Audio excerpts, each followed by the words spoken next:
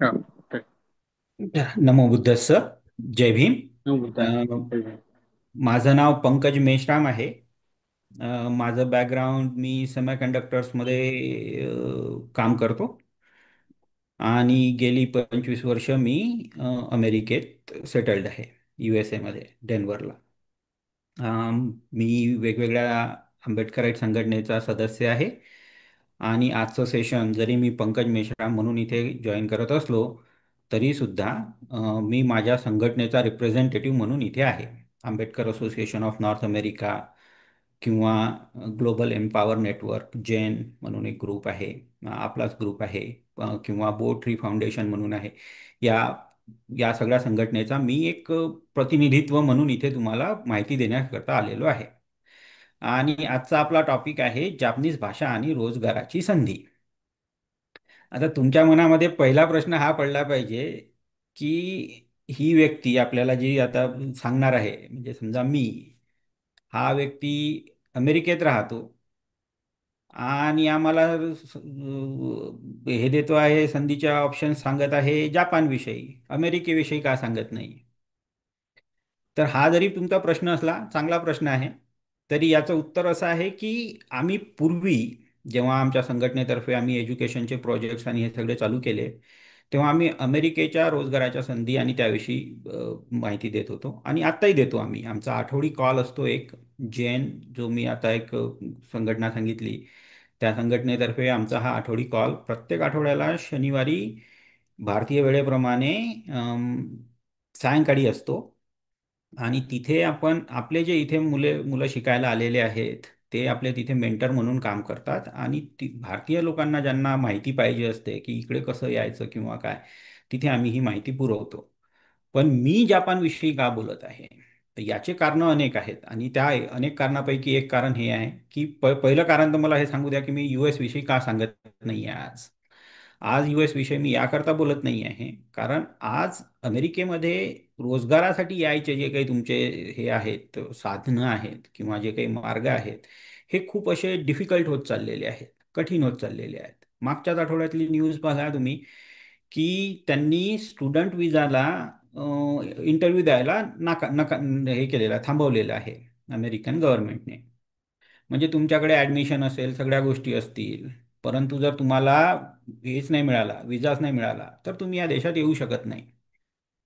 याच्या विरुद्ध जापान ही अशी संधी आहे आज, आणि त्या कुठल्या कुठल्या कारणामुळे आपल्यासाठी इम्पॉर्टंट आहे ते पण मी मांडत जाणार आहे. पण तुम्हाला तुमचे प्रश्न असतील त्यानुसार आपण हे करत जाऊ. पण हा महत्त्वाचा प्रश्न मी इथेच आन्सर करू इच्छितो की मी जरी अमेरिकेत राहत असलो तरी सुद्धा जापान माझ्या दृष्टिकोनातनं, आपल्या ज्या बॅकग्राऊंडमधनं आपण येतो, ज्या आर्थिक परिस्थितीतून आपण येतो आणि त्याच्यानुसार जे काही आपले ॲडिशनल स्किल सेट आपण तयार केलेले असतात, आपलं एज्युकेशन असू देत किंवा अजून काही गोष्टी असू देत, त्याला अनुसरून आपल्याला जपानमध्ये खूप सुंदर सुंदर संधी मिळू शकतात रोजगाराच्या.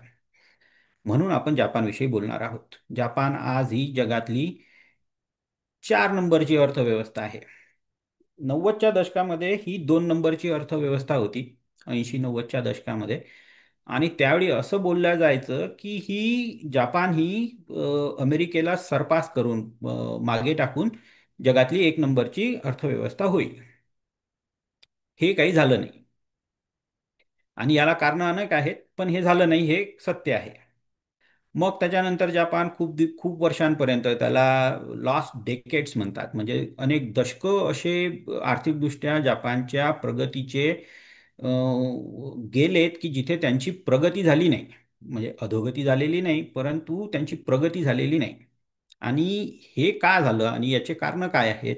तर या सगळ्या गोष्टींचा आपण जेव्हा उहापोह करू तेव्हा आपल्या लक्षात येईल की 90च्या दशकामध्ये $5 ट्रिलियन असलेली जापनीज इकॉनॉमी आजही तितक्याच अवस्थेमध्ये आहे. कुठलीही अर्थव्यवस्था चालवण्यासाठी, वाढवण्यासाठी मॅन पॉवर, ह्युमन रिसोर्सेस अत्यंत आवश्यक रिसोर्सेस असतो. ठीक आहे. आणि जपानमध्ये ज्या गोष्टीची कमतरता पडली ती आहे हे ह्युमन रिसोर्सेस. आता असं नाही की त्यांना हे माहिती नव्हतं, त्यांना हे माहिती होतं, परंतु ते रिसोर्सेस त्यांनी कमी करायसाठी त्यांनी भर दिला, तो होता टेक्नॉलॉजीवर. म्हणजे त्यांनी म्हटलं की हां आम्ही ऑटोमेशन करू, आम्ही रोबोट्स किंवा याच्या साहाय्याने आमची अर्थव्यवस्था वाढवू. या गोष्टींनी त्यांना मदत निश्चितच झाली. ती मदत झाली त्यांना, त्यांची अर्थव्यवस्था कमी नाही झाली, टिकून ठेवायला मदत झाली, परंतु ती वाढवता आली मात्र नाही. मागच्या दशकामध्ये शिंझो ॲबे नावाचा एक जपानीज प्राईम मिनिस्टर, 4 वेळा तो जपानचा प्राईम मिनिस्टर होऊन गेलेला आहे, आणि त्याने एक ॲबेनॉमिक्स नावाची त्याच्या नावाने एक टर्म तयार झाली. त्याच्यामध्ये त्याने जपानची अर्थव्यवस्था हे स्टॅग्नेशन कशामुळे आलं, हे अर्थव्यवस्था मागच्या 2-3 दशकापासून का वाढली नाही, त्याच्या एका कारणाने, आणि त्याला कसं ॲड्रेस करायचं, तसं ते ॲबेनॉमिक्सची ती टर्म्स आहे.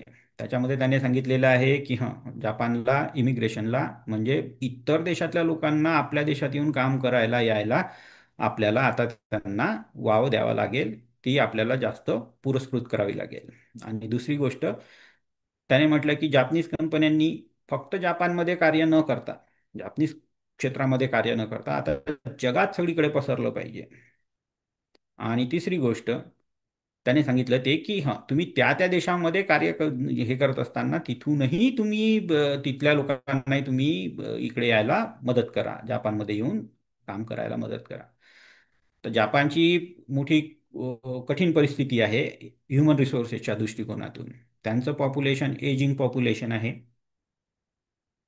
आणि त्यांच्याकडे पॉप्युलेशनची ग्रोथ नाही आहे.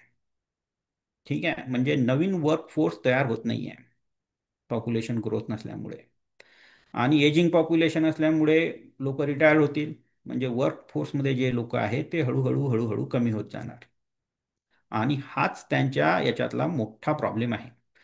तर जगातली 4 नंबरची अर्थव्यवस्था असलेलं जपान, जी 2ची होती पूर्वी, 1 नंबरवर जाणार होती, ती 1 नंबरवर गेलीच नाही. 2 नंबरची 3 नंबरवर गेली आहे, 3 नंबरची 4 नंबरवर गेली, आणि काहीच दिवसांमध्ये किंवा वर्षांमध्ये ती 4ची 5ही होऊ शकते, 5ची 6ही होऊ शकते. आणि ते त्यांना थांबवण्याचा त्यांचा आता मोठा प्रयास चालू आहे. त्याच्यासाठी त्यांच्याकडे ह्युमन रिसोर्सेसची जी गरज आहे, म्हणून ही संधी आपल्यासाठी महत्त्वाची आहे. भारतासाठी एक आवश्यक असणारी गोष्ट काय आहे? भारताकडे पॉप्युलेशन भरपूर आहे, परंतु जनसंख्येच्या प्रमाणात भारतामध्ये रोजगाराच्या संधी उपलब्ध नाहीत. रोजगाराच्या संधी उपलब्ध झाल्याही तरी सुद्धा त्या पर्याप्त प्रमाणात तुम्हाला रोजगार देऊ शकत नाहीत. आणि India is the youngest nation right now, जे जगातलं सगळ्यात तरुण राष्ट्र ज्याला म्हटलं जातं तो भारत आहे.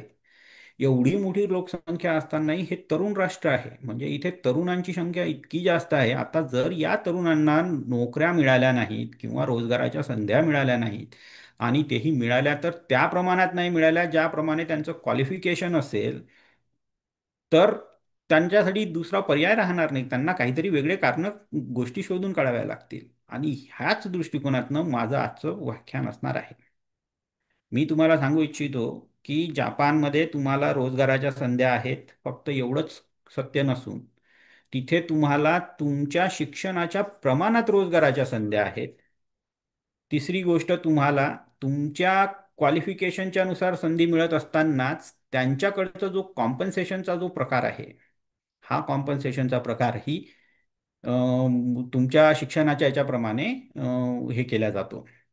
आणि कमीत कमी जे कॉम्पन्सेशन असतं, म्हणजे ज्याला मिनिमम वेज म्हणतात, मिनिमम वेज म्हणजे कमीत कमी तुम्हाला जे काही हे दिलं जातं, तुमच्या कामाचा मोबदला दिला जातो, हा पण खूप छान आहे. आणि म्हणून हे राष्ट्र आपल्यासाठी अजून अट्रॅक्टिव्ह व्हायला लागतं.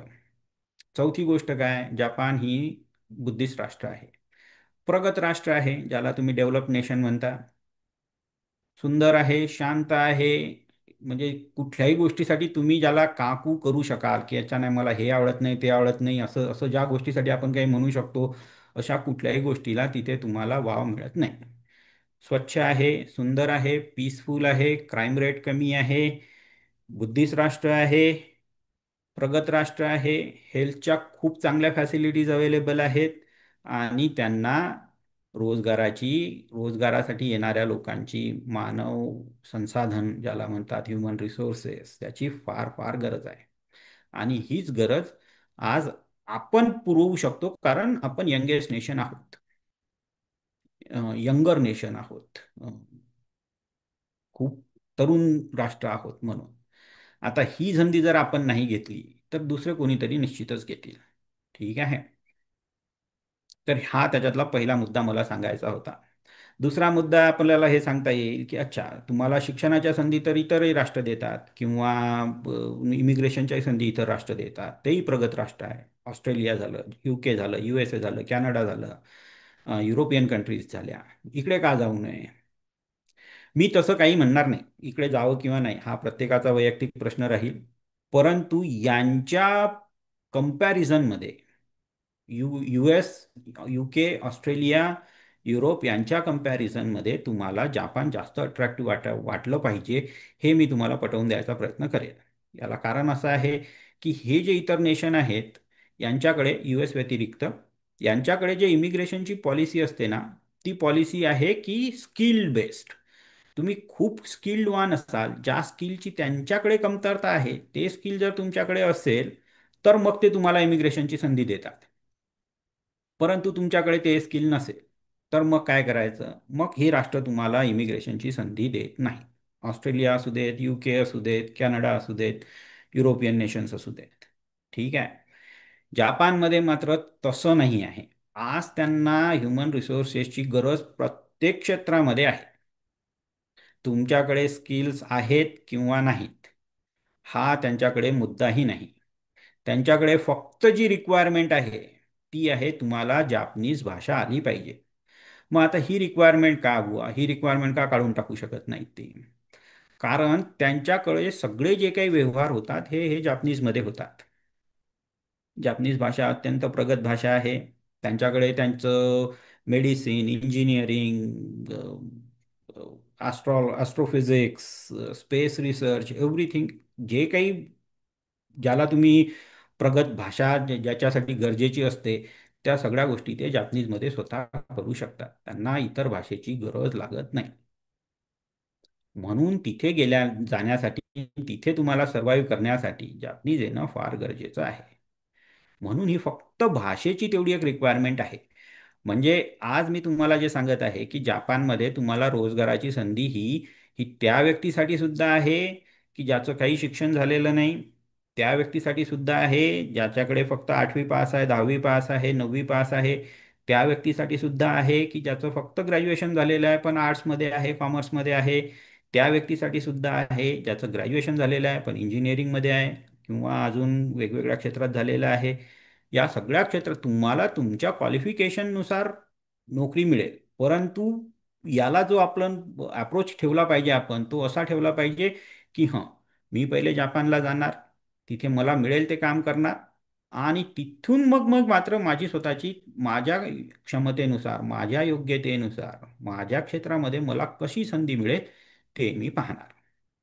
अशा प्रकारचा आपण जर स्टेप बाय स्टेप अप्रोच ठेवला तर आपल्याला जपानला मिळणाऱ्या रोजगाराच्या संधीचं अगदी सुंदर प्रकारे सोनं करता येऊ शकतं. आपल्याकडे काय प्रॉब्लेम आहे सध्या? आपल्याकडे प्रॉब्लेम असा आहे की तुम्हाला तुमच्या गावामध्ये किंवा जिथे तुम्ही आहात तिथे रोजगाराची संधी नाही. तुम्ही इंजिनिअरिंग केलेलं असेल किंवा दुसरं काही तुमचं थोडं बहुत चांगलं शिक्षण झालेलं असेल, रोजगाराच्या संधीसाठी तुम्हाला पुण्याला जावं लागेल, मुंबईला जावं लागेल, नागपूरला जावं लागेल, किंवा हैदराबादला जावं लागेल, मोठ्या शहरात जावं लागेल. तुम्हाला तुमच्या गावात तितकी रोजगाराची संधी मिळत नाही. आणि त्या प्रकारे तुम्हाला तिथे तिथल्या तिथे राहून काही करता येणार नाही. मग आता जर तुम्ही तुमचं गाव, तुमची जागा, तुमचं घर सोडून जर जातच असाल, बाहेर पळतच असाल, तर मग अशा ठिकाणी का जाऊ नये जिथे तुम्हाला जास्त तेच काम करायचं, जास्त मोबदला मिळेल, तेच काम करायचं तुम्हाला जास्त बेनिफिट्स मिळतील. असं होऊ शकतं की तुम्हाला अशा ठिकाणी राहायला मिळेल जे खूप प्रगत राष्ट्र आहे, आणि या सगळ्या रोजगाराच्या या पूर्ण याच्यामध्ये तुम्हाला असं दिसून येईल की जपान हे आपल्याला खूप जास्त अट्रॅक्टिव्ह नेशन, किंवा वाटू शकतं, म्हणजे किंवा वाटलं पाहिजे. दुसरे आपले जे प्रॉब्लेम्स असतात ते म्हणजे हे की आपलं स्किल सेट फार कमी लेवलचं असतं. म्हणजे जे काही शाळेत शिकवलेलं आहे, समजा तुम्ही ITI केलं असेल तर जे काही तुम्हाला शाळेत शिकवलेलं आहे तेवढंच फक्त तुम्हाला माहिती आहे. त्याच्या पलीकडे त्याचा इंडस्ट्रीमध्ये कसा उपयोग होतो हे माहिती असेलच हे सांगता येत नाही. किंवा त्याचा अजून इतर कुठल्या याच्यामध्ये कसा उपयोग होतो ते तुम्हाला माहिती होईलच हे सांगता येत नाही. म्हणजे कसं की जे काही शिकवलं जातं ते आपल्या एज्युकेशन सिस्टीमनुसार किंवा ज्या प्रकारे आपल्याला शिकवण्यात येतं त्यानुसार ते प्रत्येक वेळी रोजगाराच्या दृष्टिकोनातून कसं वापरता येईल हे ज्ञान आपल्याला देण्यात येत नाही. ते आपल्याला आपण जेव्हा वर्कफोर्समध्ये जातो, जेव्हा आपण काम करायला लागतो तेव्हाच आपल्याला ते वर्क इंडस्ट्रीमधनं मिळत जातं. जपानमध्ये मात्र तसं नाही. तुम्हाला ह्या गोष्टी अशा शिकवण्यात येतात की जेणेकरून तुम्हाला वर्कफोर्समध्ये जाता यावं. म्हणून ते लोक खूप इनोव्हेटिव्ह आहेत, म्हणून ते लोक खूप हे आहेत. प्रत्येक गोष्टीला हे शोधत राहतात की अच्छा याला कसं इम्प्रूव्ह करायचं, त्याला कसं इम्प्रूव्ह करायचं, अशा प्रकारे. तर हे दोन तीन माझे पहिले मुद्दे झाल्यानंतर आता मी तुम्हाला सांगू इच्छितो, मी अगोदरच सांगितलेलं आहे की ही संधी सगळ्यांना उपलब्ध आहे. फक्त आता याच्यामध्ये काय येऊन पडतं की त्यांना ही जी काही रिक्वायरमेंट आहे ती आहे यंग पीपलची, म्हणजे तरुण माणसांची. तुमचं वय 50 वर्ष असेल, आता तुमची त्यांना तितकी गरज नाही, कारण तुम्ही अजून किती वर्ष काम करणार, 20 वर्ष, 30 वर्ष फारच फार झालं तर, राईट. परंतु त्यांना असे माणसं हवी आहेत, असे व्यक्ती हवी आहेत की जे तिथे येऊन सुरुवातीपासून काम करतील.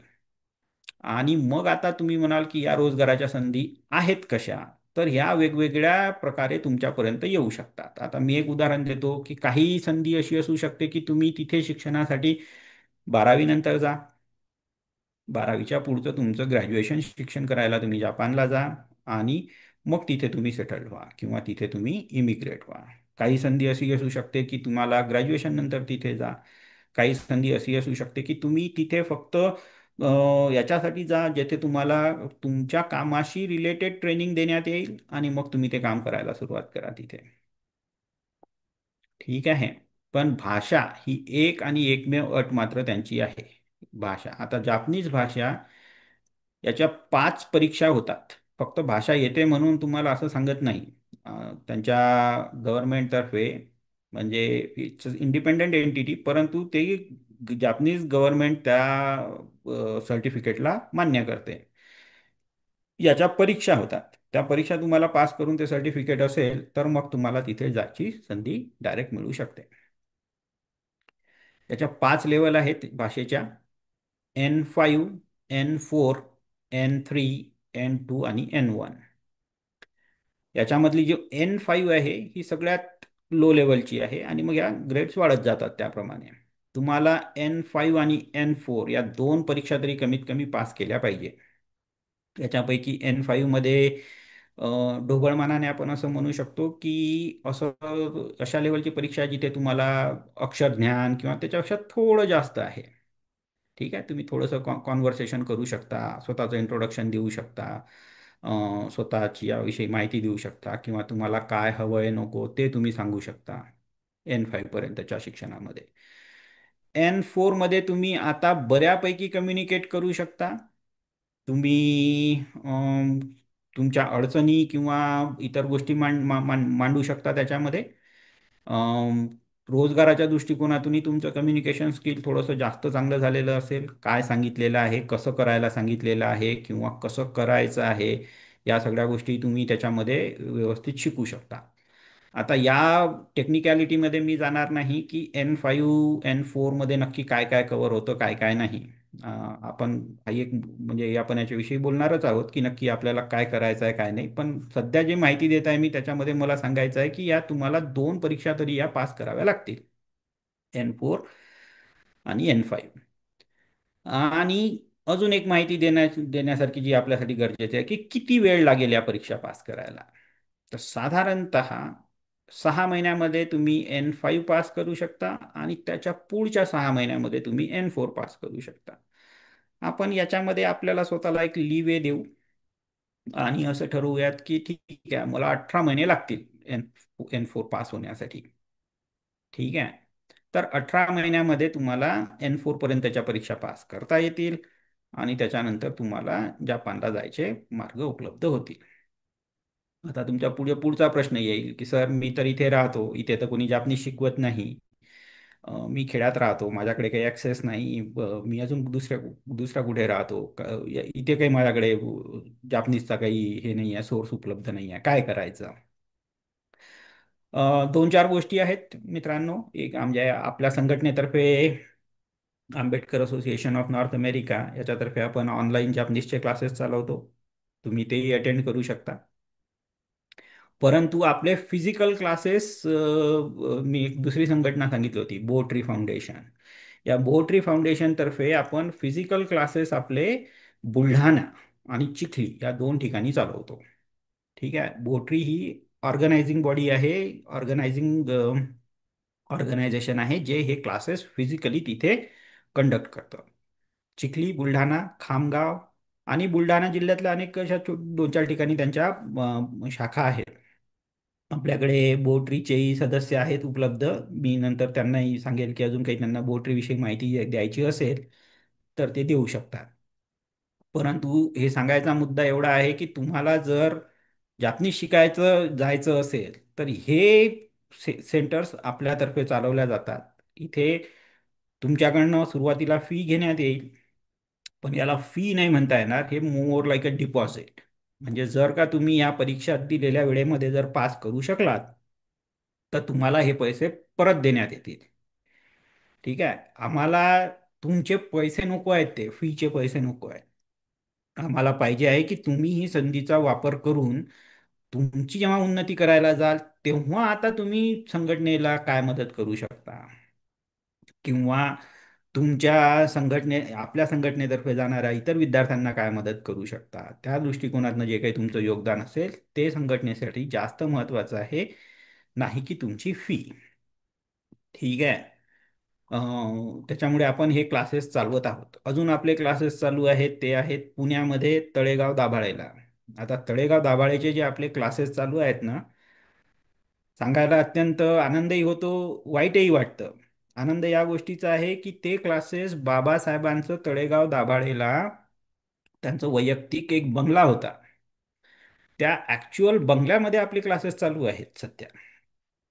वाईट वाटायचं कारण हे आहे की अच्छा, बाबासाहेबांचा तिथे बंगलाही होता, तो बंगला नंतर प्रायव्हेट पार्टीकडे गेला, पुन्हा आपल्या संघटनेनी, वेगवेगळ्या संघटनेनी संघर्ष करून ते मिळवला परत.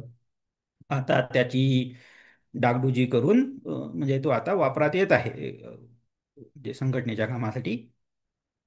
तर तिथेही आपले क्लासेस चालू आहेत. पुन्हा ते त्याच धर्तीवर आहेत की तिथली जी लोकल संघटना आहे ती त्याची ऑर्गनायझिंग बॉडी आहे, आणि Ambedkar Association of North America किंवा बोट्री फाउंडेशन याच्यातर्फे आपण त्यांना टेक्निकॅलिटी याविषयी हे देतो, माहिती देतो. आपण टीचरचे पैसे प्रोव्हाइड करतो.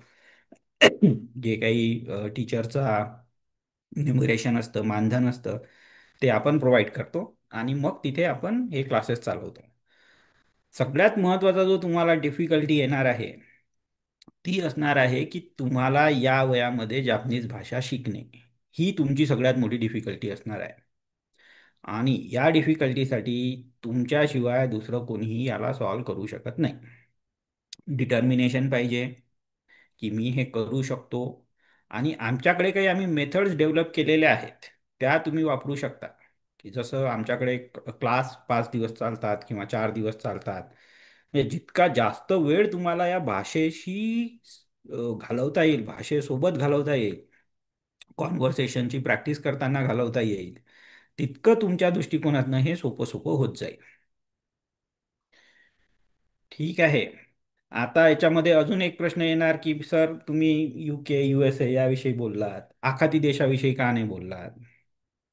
नाही का, रोजगाराच्या संधी तर तिथेही आहेत, तिथेही भरपूर पैसा मिळतो. आखाती देश म्हणजे दुबई झालं किंवा अबुधाबी झालं, UAE झालं, कतार झालं, कुवेत झालं, हे या देशांकडे का नाही? याच्यामध्ये एक मोठा डिफरन्स आहे. इथेही भरपूर लोक जातात, इथे पण तुम्हाला स्किल सेटची रिक्वायरमेंट नसते.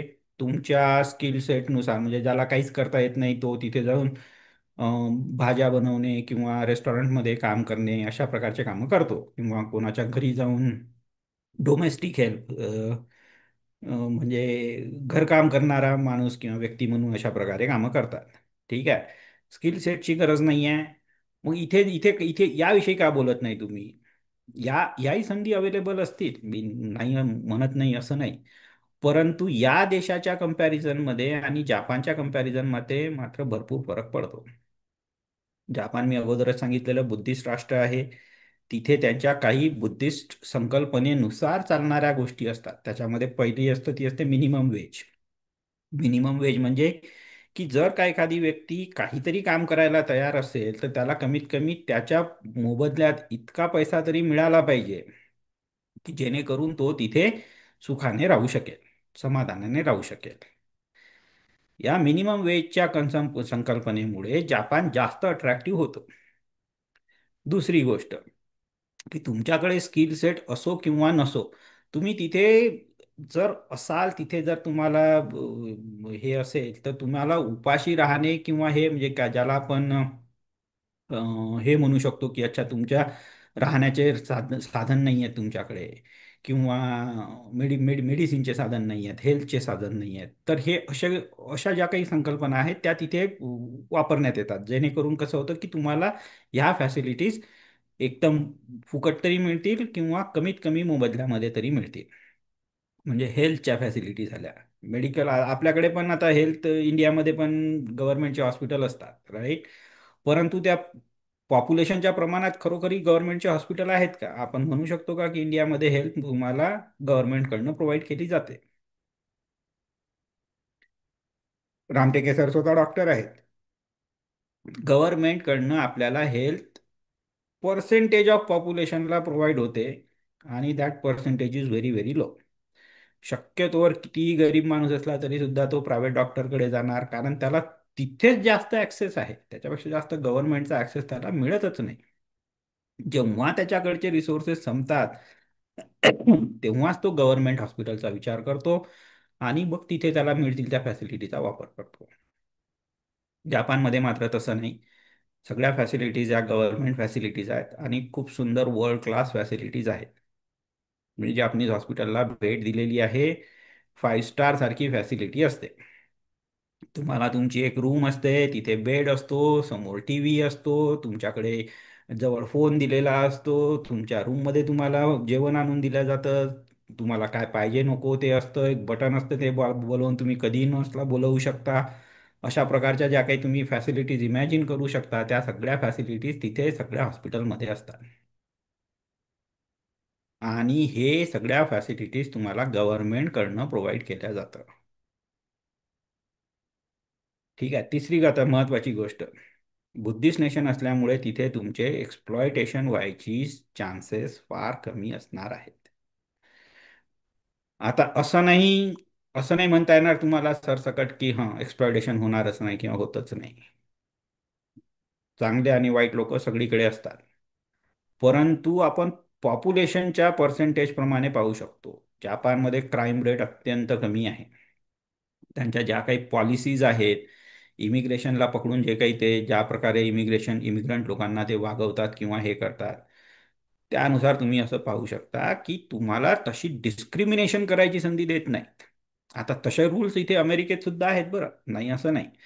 अमेरिकेमध्ये सुद्धा असं आहे की अच्छा इमिग्रंट लोकांना आणि इथले जे लोकल लोक असतील, जर ते सेम काम करत असतील तर त्यांना सेम पगार मिळाला पाहिजे, राईट. तशा प्रकारच्या रूलमुळे काय होतं की तुम्हाला त्या त्या व्यक्तीला, तिथला जो काही जॅपनीज किंवा अमेरिकन नागरिक असेल, त्याला जे काम करायसाठी जे मानधन मिळतं तेच तुम्हालाही मिळेल. म्हणजे तुमचं एक्सप्लॉयटेशन व्हायची शक्यता कमी होतं. पण या आखाती देशांमध्ये इतर अजून एक्सप्लॉयटेशन खूप जास्त होतं. ते कसं असतं की त्यांच्याकडे जो काही तो एम्प्लॉयर असतो त्याला खूप जास्त हे दिलेलं असतं, अं, काय म्हणतात त्याला आपण, कंट्रोल दिलेला असतो तुमच्यावर. की हां तुमचा पासपोर्ट कदाचित तो त्याच्याकडे ठेवलेला असेल, तो तुमचा पासपोर्ट हिरावून घेऊ शकतो तुमच्याकडनं, किंवा सुट्ट्यांच्या बाबतीत तुम्हाला हे करू शकतो तो की तुम्हाला सुट्ट्याच देणार नाही, किंवा तुमचे वर्किंग अवर्स किती असले पाहिजे हे आता तो ठरवणार, राईट. या सगळ्या ज्या काही एक्सप्लॉयटेशनच्या ॲडिशनल हे होतात तयार, ते मात्र तुम्हाला जपानमध्ये फार कमी प्रमाणात अनुभवायला मिळेल, जवळपास नाही. या लेवलपर्यंत. ठीक आहे. तर आता मी पुन्हा माझे एक रिकॅप करतो आणि मग आपण प्रश्न उत्तराला हे ओपन करूयात. जपान 4 नंबरची अर्थव्यवस्था आहे. 4 नंबरची अर्थव्यवस्था म्हणून टिकून राहण्यासाठी त्यांना ह्युमन रिसोर्सेसची आत्यंतिक गरज आहे. त्यांना ह्युमन रिसोर्सेस अगदी कुठल्याही स्किल लेवलपासून पाहिजे आहेत. शिक्षण नसलेल्यापासून तर ग्रॅज्युएशन किंवा डॉक्टरेट किंवा अजून काय जे तुमचं शिक्षण झालेलं असेल ते सगळ्या लोकांची त्यांना गरज आहे. ठीक आहे. चौथं, बुद्धिस्ट नेशन आहे. बरेचसे बुद्धिस्ट प्रिन्सिपल प्रमाणे वागणारे त्यांच्याकडच्या पॉलिसीज आहेत. मिनिमम वेज झालं, एम्प्लॉयमेंट रिलेटेड एक्सप्लॉयटेशनला कसं थांबवायचं किंवा होऊ नाही द्यायचं, या गोष्टी झाल्या. वर्किंग अवर्स झाले, वर्किंग फॅसिलिटीज झाल्या. अम, हे आहे तिथे. पाचवं, इट्स अ डेव्हलप्ड नेशन, त्याच्यामुळे इतर ज्या काही फॅसिलिटीज असतात त्या खूप सुंदर आहेत. सहावं, हेल्थच्या फॅसिलिटीज अगदी वर्ल्ड क्लास आहेत आणि त्या तुम्हाला गव्हर्नमेंटतर्फे प्रोव्हाइड केल्या जातात.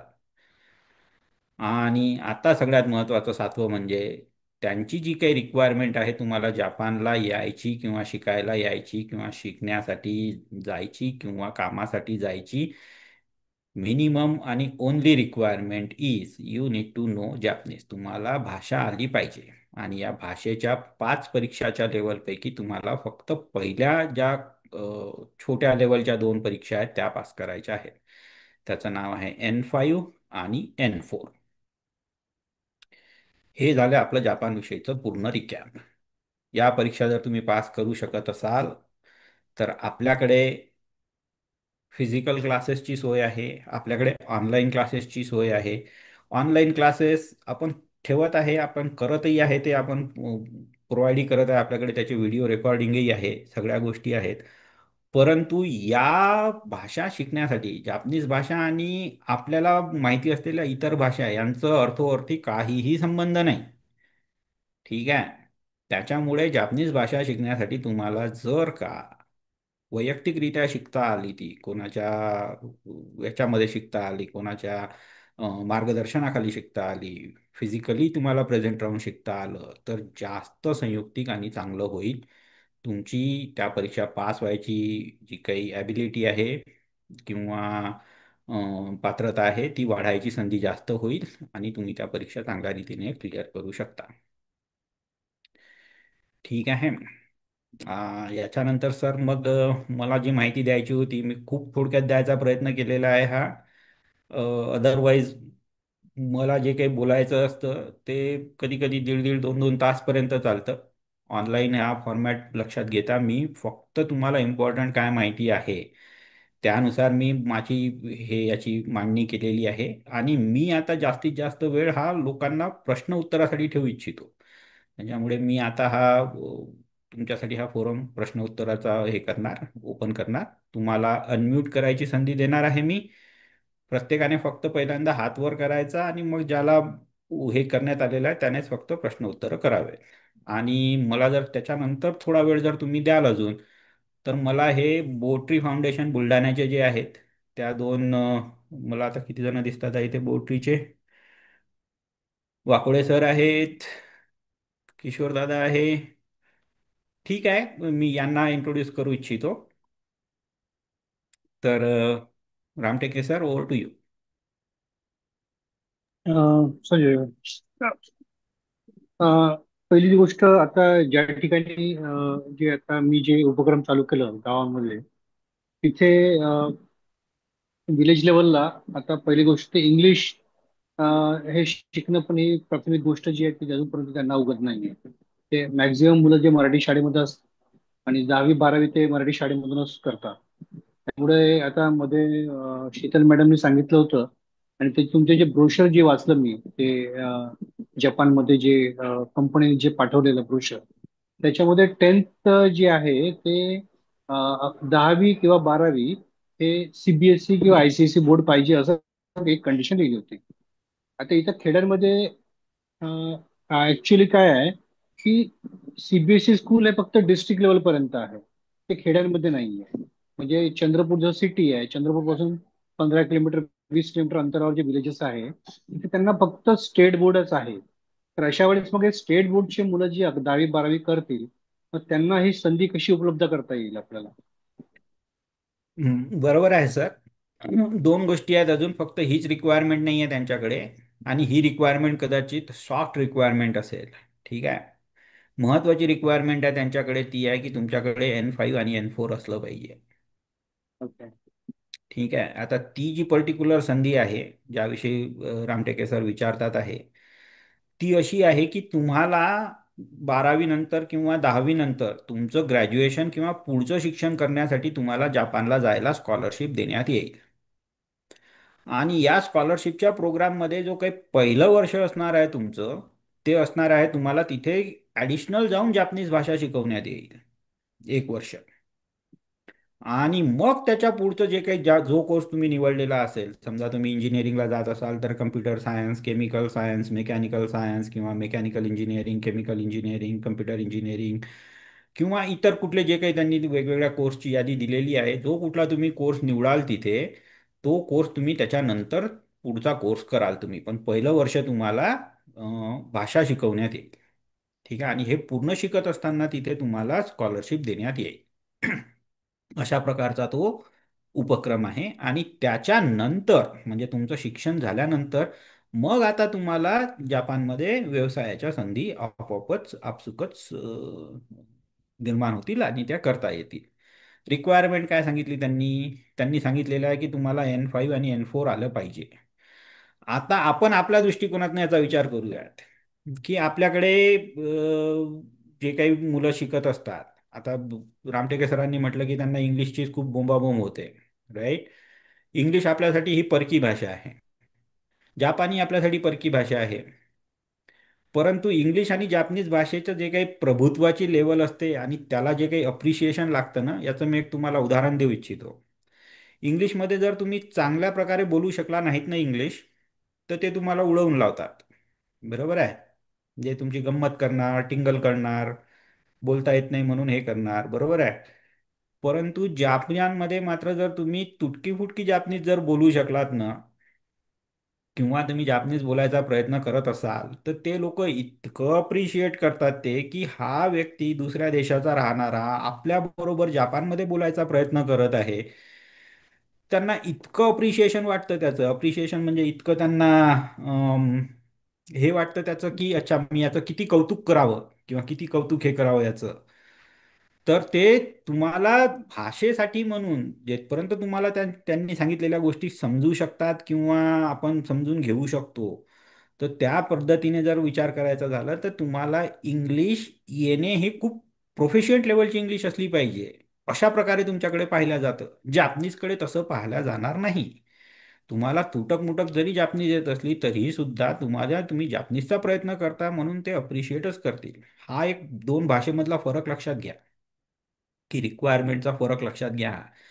इंग्लिश तुम्हाला चांगल्या प्रकारे बोलता येत असेल तर फायदाच आहे, नाही असं नाही. पण जर बोलता येत नसेल आणि तरी जर तुम्ही इंग्लिश बोलायचा प्रयत्न कराल तर तुमची टिंगलटवाळीच केल्या जाईल. त्याचा काही उपयोग होणार नाही. याच्या उलट मात्र तुम्हाला जापनीज चांगली बोलता येत असेल तर सुंदरच आहे. पण नसेलही बोलता येत तरीही त्याने काही तुमचं खूप अडून राहणार आहे असं नाही, ते अप्रिशिएटच करतील. ठीक आहे. त्याच्यामुळे ह्या दोन गोष्टी आपण लक्षात घेतल्या पाहिजे. आता अजून एक या प्रोग्राममधनं आपल्या लक्षात येईल की जर 12वी नंतरच जर मला शिक्षणासाठी जर जपानला जाता येत असेल आणि त्याच्यासाठी जर मला स्कॉलरशिपही मिळत असेल, तर मग मला 12वीच्या अगोदरच N5 आणि N4 माझी पास झाली पाहिजे. आता आपल्याकडे आपण असं काही करू शकतो का 12वीच्या मुलांना, 12वी पर्यंतच्या मुलांसाठी की ज्यांना आपण त्यांना अगोदरपासूनच जापनीज भाषा शिकवू शकू? आपल्याला तसाही विचार करता आला पाहिजे.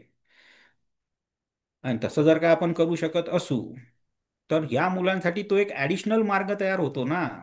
तुम्हाला मेडिसिन शिकायचं आहे तुम्ही जापानला जाऊन शिका, तुम्हाला इंजिनिअरिंग शिकायचं आहे तुम्ही जापानला जाऊन शिका. इथे जितकी कॉम्पिटिशन आहे त्याच्यापेक्षा तुम्हाला खूप कमी कॉम्पिटिशनमध्ये वर्ल्ड क्लास युनिव्हर्सिटीजकडनं तुम्हाला ते शिकायला मिळेल. त्याच्यानंतरच्या तुमच्या रोजगाराच्या संधी सुद्धा तितक्याच चांगल्या तयार होतील तिथे, कारण तुम्ही जापानला शिकलेले आहात आणि शिकत असताना तुम्हाला स्कॉलरशिपही देण्यात येईल. अजून लोकांनी तुम्हाला कुठली गोष्ट आपण काय म्हणतो त्याला सोन्याच्या थाळीमध्ये वाढून देतात, हे तशासारखं आपल्याला ही संधी उपलब्ध होत आहे. ठीक आहे. आता मी याच्या अगोदर म्हणालो होतो माझ्या व्याख्यान चालू असताना, की आपल्याला या जे काही संधी मिळत आहे त्याच्यामध्ये तुमच्या स्किल सेटनुसार ह्या संधी मिळतील.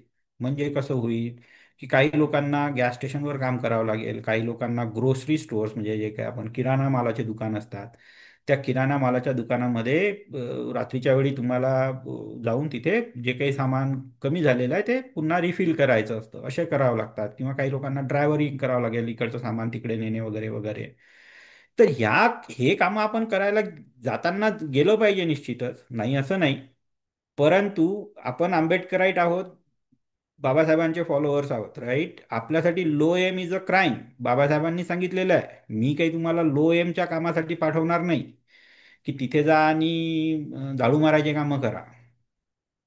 हा आपला म्हणजे अर्थात तुम्ही कराल तरी सुद्धा तुम्हाला इथल्यापेक्षा जास्तच पैसे मिळतील. ठीक आहे. इथे तुमच्याकडे झाडू मारणारा म्हणून कोणी तुमच्याकडे आदराने पाहणारही नाही. तिथे तुमच्याकडे निश्चितच आदराने पाहिल्या जाईल, किंवा कमीत कमी कमी तरी लेखल्या जाणार नाही तुम्हाला. ठीक आहे. परंतु तिथे थांबणे किंवा तिथे जाऊन आपण फक्त तेच कामं करणे, हे आपण बाबासाहेबांच्या आपल्या विचारांना छेद देण्यासारखं आहे. Low aim is crime. मग तुम्ही तिथे जाऊन काय कराल किंवा काय करायला पाहिजे? एकदा का आपण जपानला गेलो, एकदा का आपण तिथे जाऊन स्थिर स्थावर झालो, थोडेसे आपण स्टेबल झालो, थोडेसे आपण आपला बेस थोडासा आपण चांगला हे करू शकलो, की हां आता मला थोडीशी इकडे तिकडे पाहायची संधी आहे. मग आता आपण आपला विचार करायला पाहिजे, की हां मी जपानमध्ये माझे व्यवसाय चालू करू शकतो का? मी कुठला व्यवसाय चालू करू शकेन? कुठल्या गावात काय करता येईल, मला ॲडिशनल अजून काय करता येईल, कशा प्रकारे मला या संधीचा अजून जास्त उपयोग करता येईल, की जेणेकरून माझ्या कुटुंबाला लागलेली गरिबीची कीड मला नेहमीसाठी काढून फेकता येईल. ठीक आहे. शिक्षणाचा उपयोग जर आपल्याला आपल्या घराला लागलेल्या, आपल्या कुटुंबाला लागलेल्या गरिबीच्या किडीला जर काढून फेकता नाही आलं, राईट, घरी बसणं चुकीचं नाही, पण आपल्याला ती काढून फेकता आली पाहिजे. आणि ते क्वालिटीज, त्या क्वालिफिकेशन आपल्याला शिक्षणाने उपलब्ध करून दिले पाहिजे. तो उद्देश आहे. ते अचीव झालं पाहिजे. आणि आज तुम्हाला ती अचीवमेंट करण्याची संधी ही जपानच्या माध्यमातून उपलब्ध होत आहे. भारतात ही संधी मागच्या पिढीला उपलब्ध झाली होती. माझ्या आईवडिलांना उपलब्ध झाली म्हणून मी इथपर्यंत आलो आहे, तुमच्यासोबत बोलू शकतोय. रामटेके सरांच्या आईवडिलांना झाली असेल, इथे बरेच लोक असतील त्यांच्या पहिल्या पिढीला झाली असेल ही उपलब्ध संधी. माझे वडील जर नोकरीवर नसते, माझ्या शिक्षणाचं काही खरं नव्हतं. ठीक आहे. त्याच्यामुळे ती संधी त्यांना मिळाली, त्यांनी त्याचं सोनं केलं. आज पुढच्या पिढीला त्यांनी तो मार्ग दाखवलेला आहे, की तिथे कमीत कमी तुम्ही हे तरी म्हणू शकता, की आमच्याकडे गरिबी नाही आहे. मी खूप श्रीमंत नसू, गरीब मात्र नक्की नाही आहे. ठीक आहे. पोटापाण्याचे आमचे प्रश्न जे काही असतात ते बरोबर तुम्हाला सोडवता आले पाहिजे. गरिबीच्या रिलेटेड जे काही तुमच्यावर ॲडिशनल एक्सप्लॉयटेशन होतं कारण तुम्ही गरीब आहात, हा फॅक्टर तुमचा निघून जातो. तुमच्यामध्ये जो काही न्यूनगंड येतो की कारण तुम्ही गरीब आहात, तो फॅक्टर निघून जातो. ठीक आहे. त्याच्यामुळे या इतरही ॲडिशनल ज्या काही बेनिफिट्स तुम्हाला या संधीच्या माध्यमातून मिळतील, त्याचाही तुम्ही निश्चितपणे विचार केला पाहिजे. परंतु रामटेके सर जे म्हणत होते की त्याला CBSE आणि बोर्ड याची परीक्षा पाहिजे असेल, तर मला वाटतं ती सॉफ्ट रिक्वायरमेंट असली पाहिजे त्यांची.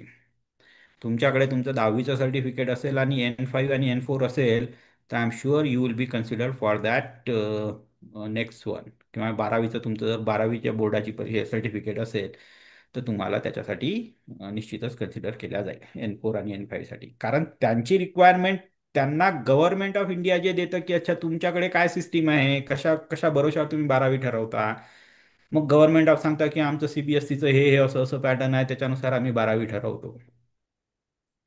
तर म्हणून मग तुम्हाला ते त्यांनी तर तशी रिक्वायरमेंट ठेवलेली आहे. त्यांची मेन रिक्वायरमेंट मात्र तुम्हाला भाषा येते की नाही हीच आहे. तिथे गेल्यानंतर जर तुम्हाला तो प्रोफेसर शिकवतो काय आहे ते कळतच नसेल, तर तुमच्यासाठी काही फायदा नाही त्याचा आणि त्यांच्यासाठी काही फायदा नाही. म्हणून मग ते पहिलं एक वर्ष तिथे गेल्यानंतरही तुम्हाला N4 येत असेल तरी सुद्धा ही कम्युनिकेशनची लेवल आहे.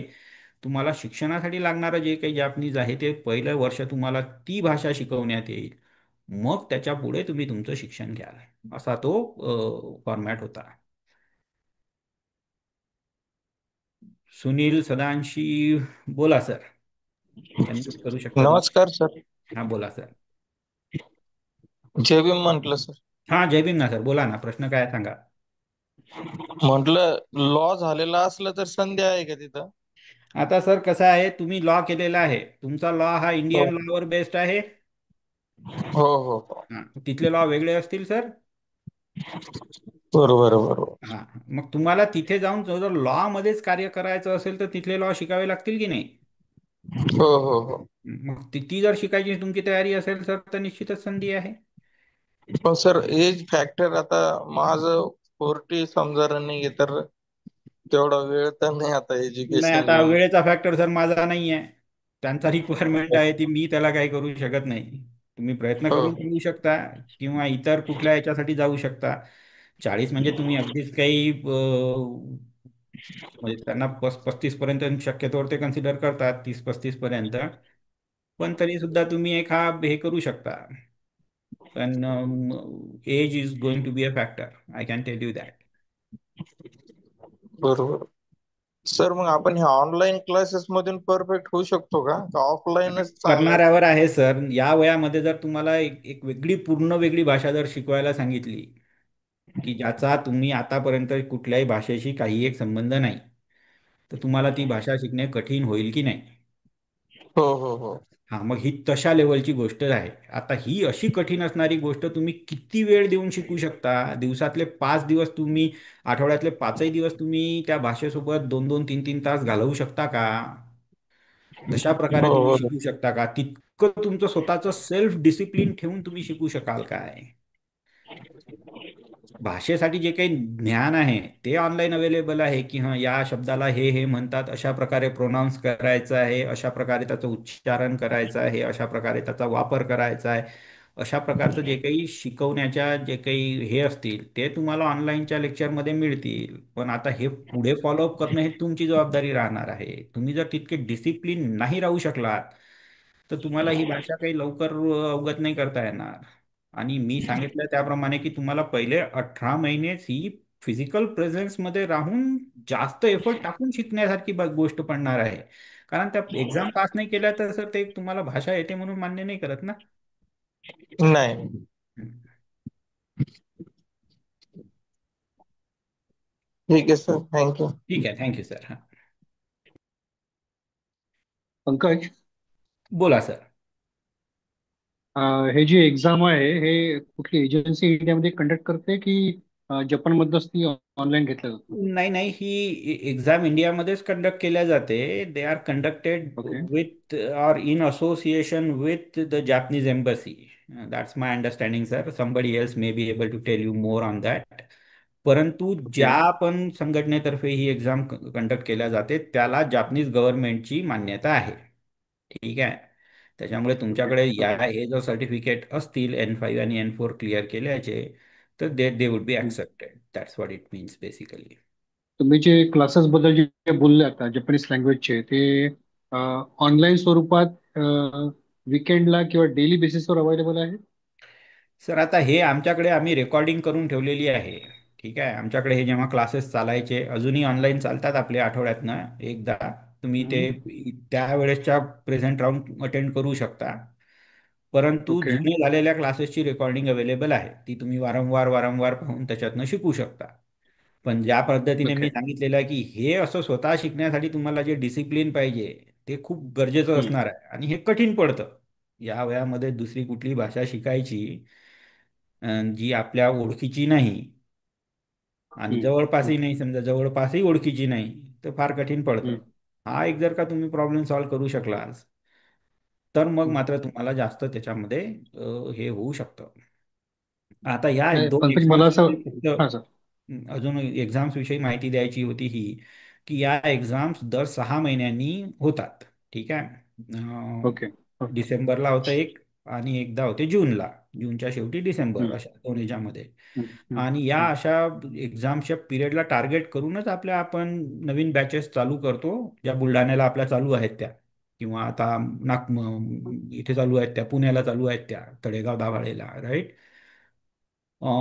तर तिथे आपण या एक्झाम्सला टार्गेट करून ह्या भाषा शिकवत आहे. परंतु एकदा का तुमची ही N5 क्लिअर झालेली असेल, तर अजूनही ॲडिशनल इन्स्टिट्यूट्स आहेत ज्या 2-2 महिन्याच्या गॅप नंतर ह्या एक्झाम्स घेतात. म्हणजे एक्झॅक्ट सेम एक्झाम नाही घेणार, ते काहीतरी वेगळी एक्झाम किंवा वेगळे हे होतात, पण ते certificates are accepted by the government. तुमच्यासाठी भाषेची रिक्वायरमेंट ही एवढीच आहे की have that certificate which is accepted by the government of Japan as your proficiency proof. म्हणजे तुम्हाला भाषा येते याचं सर्टिफिकेट, तुम्हाला ते जे सर्टिफिकेट ॲक्सेप्ट करतात तेच लावावं लागेल किंवा तेच असलं पाहिजे. मग तुम्हाला ते विजा देतात अगदी इमिजिएटली. तुम्हाला इथे येऊन जॅपनीज कंपन्या रिक्रूट करतात, ठीक आहे. किंवा जसं मी आता त्या शिंजो ॲबेची एक ती मेथड सांगितली होती, की त्याने जापनीज कंपन्यांना एनकरेजमेंट दिलेली आहे. आपल्याला जापनीज कंपन्यांची, ऑटोमोबाईल कंपन्या सोडल्या तर कुठल्याही कंपन्यांची नावं माहिती नाही, but they are multinational companies, right. मग ह्या ऑटोमोबाईल कंपन्या सोडल्या तर आपल्याला त्यांची बाकी नावं का माहिती नाहीत? टोयोटा माहिती असेल, काही लोकांना होंडा माहिती असेल, आपल्याकडे सुझुकी चालतं सुझुकी, यामाहा चालतं यामाहा, याच्या पलीकडे अजून काय माहिती आहे तुम्हाला Japanese कंपन्यांविषयी? right? Because they never went out and did business outside of the Japan. आणि इथे त्याला ते शिंजो ॲबेला सांगायचं होतं की go out and do business in other countries. मग आता त्या इतर ॲडिशनल मल्टीनॅशनल कंपन्याज आहेत, they wanted to come in to do business in India. मग आता त्यांना जापनीज येणारा माणूस जास्त फायद्याचा राहील की नाही? तुम्हाला बरोबर. तुमची भाषा येणार असेल आणि जापनीजी येणार असेल तर फायद्याची राहील की नाही? एक उदाहरण देऊन पाहतो, पहा. समजा ही जापनीज कंपनी आहे, हिला युरोपमध्ये जाऊन व्यवसाय करायचा आहे, जर्मनीमध्ये जाऊन व्यवसाय करायचा आहे. आता त्या व्यक्तीसाठी, ज्या जर्मन माणसाला जापनीजी येते आणि जर्मनही येते, तो माणूस जास्त फायद्याचा राहील ना, कारण तो दोन्हीकडे ट्रान्सलेट करून सांगू शकतो तुम्हाला रिक्वायरमेंट काय आहे, कम्युनिकेट करताना मदत करेल, या सगळ्या गोष्टी करेल, बरोबर आहे. आता त्या दृष्टिकोनातनं तुम्ही तुमचा विचार करायला लागा. तुम्ही शिकत असतानाच तुम्हाला इंग्लिश ही भाषा जवळपास एक कंपल्सरी भाषा म्हणून शिकवण्यात येते. आता जर तुम्हाला इंग्लिश चांगली येत असेल आणि आता जर का तुम्ही जापनीजही शिकलात, आता तुमची क्वालिफिकेशन जापनीज आणि इंग्लिश येत असल्यामुळे ही इतकी जास्त इम्पॉर्टंट आहे त्या जापनीज कंपनीसाठी, की तो जापानचा लोकल माणसापेक्षा तुम्ही जास्त इम्पॉर्टंट झालात ना त्याच्यासाठी, कारण तुम्हाला दुसरी भाषा येते म्हणून. ती दुसरी भाषा इंग्लिश आहे म्हणून. त्याच्यामुळे तुम्ही त्याला इतर देशातल्या लोकांशी कम्युनिकेट करायला मदत करू शकता म्हणून. ठीक आहे, हे कसे सॉफ्ट बेनिफिट्स मिळत चालले आहेत तुम्हाला. हे काही तुम्ही ठरवून मिळवलेले बेनिफिट्स नाही, राईट. पण या बेनिफिटची व्हॅल्यू किती असू शकते? कदाचित तुमचा पगार 1.5 टाइम्स असू शकतो त्याच्यामुळे. कदाचित तुमची नोकरी जास्त सिक्युअर असू शकते त्याच्यामुळे. कदाचित तुमची पदोन्नती जास्त चांगली असू शकते त्याच्यामुळे, राईट. या गोष्टी आपल्याला मेजर नाही करता येणार सर, कारण याचा काही डेटा किंवा अशा काही गोष्टी अवेलेबल नाही. पण मी वैयक्तिक उदाहरणांवरून सांगू शकतो, माझ्या ओळखीच्या याच्यावरून सांगू शकतो. वैयक्तिक म्हणताना मला तेच म्हणायचं होतं, माझं स्वतःचं नाही, पण माझ्या ओळखीतल्या लोकांमधनं सांगू शकतो की असे माणसं जे पहिले जपानला गेले, जपानवरनं ते जापनीज कंपनीसाठी काम करताना US ला आले, आणि then they settled in to US. Why that become possible for them? Because they knew Japanese. They are more valuable agree. for the Japanese companies because they help them communicate with the American people because of the English. हा माणूस तर इंडियातला आहे, याचा अमेरिकेशी काही संबंध नाही, याचा जपानशी काही संबंध नाही, पण याला भाषा मात्र दोन्ही येतात.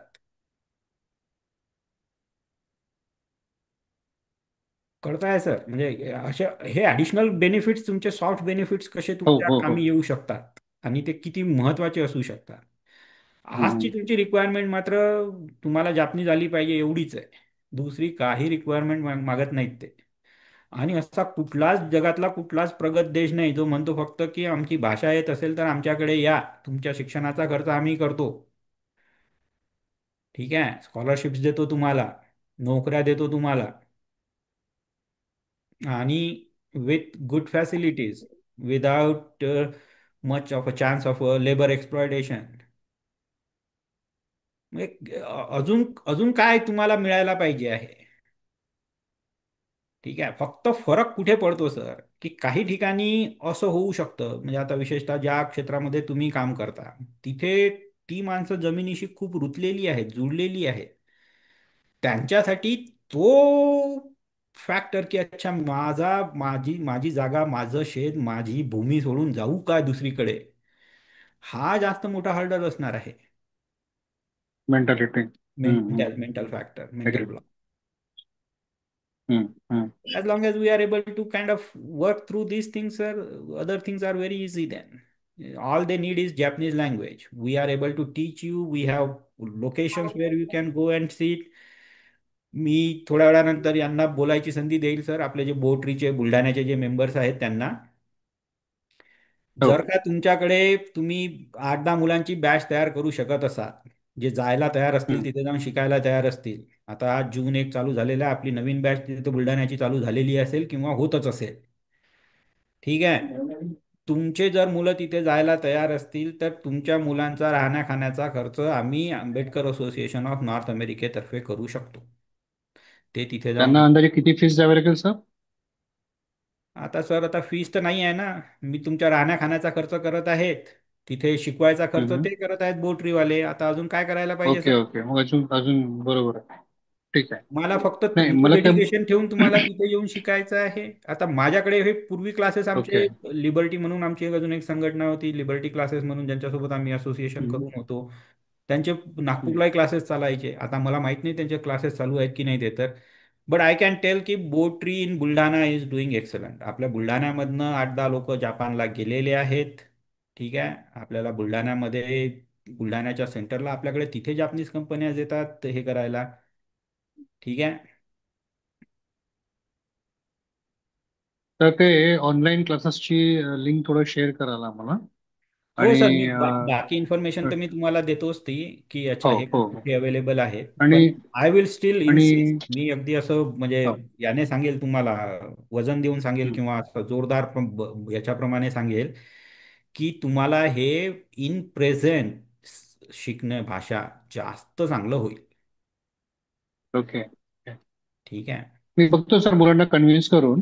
पण मला काय वाटतं सर की आता जे मुलं म्हणजे शेजारात गावामध्ये ते 6वी 7वी 8वी 9वी 10वीची जास्त संख्या आहे.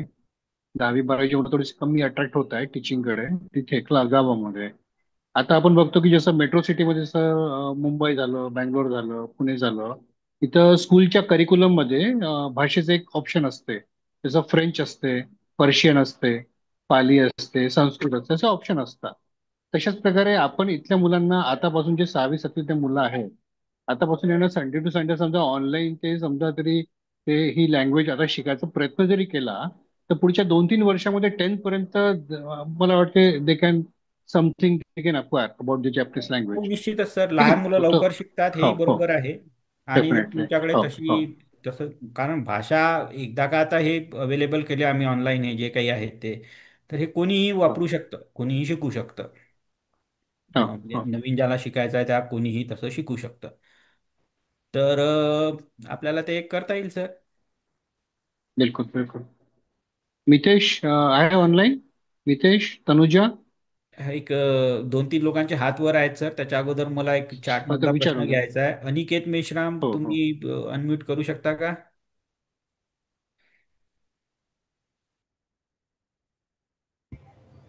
हॅलो. हां बोला सर, कोण बोलत आहे?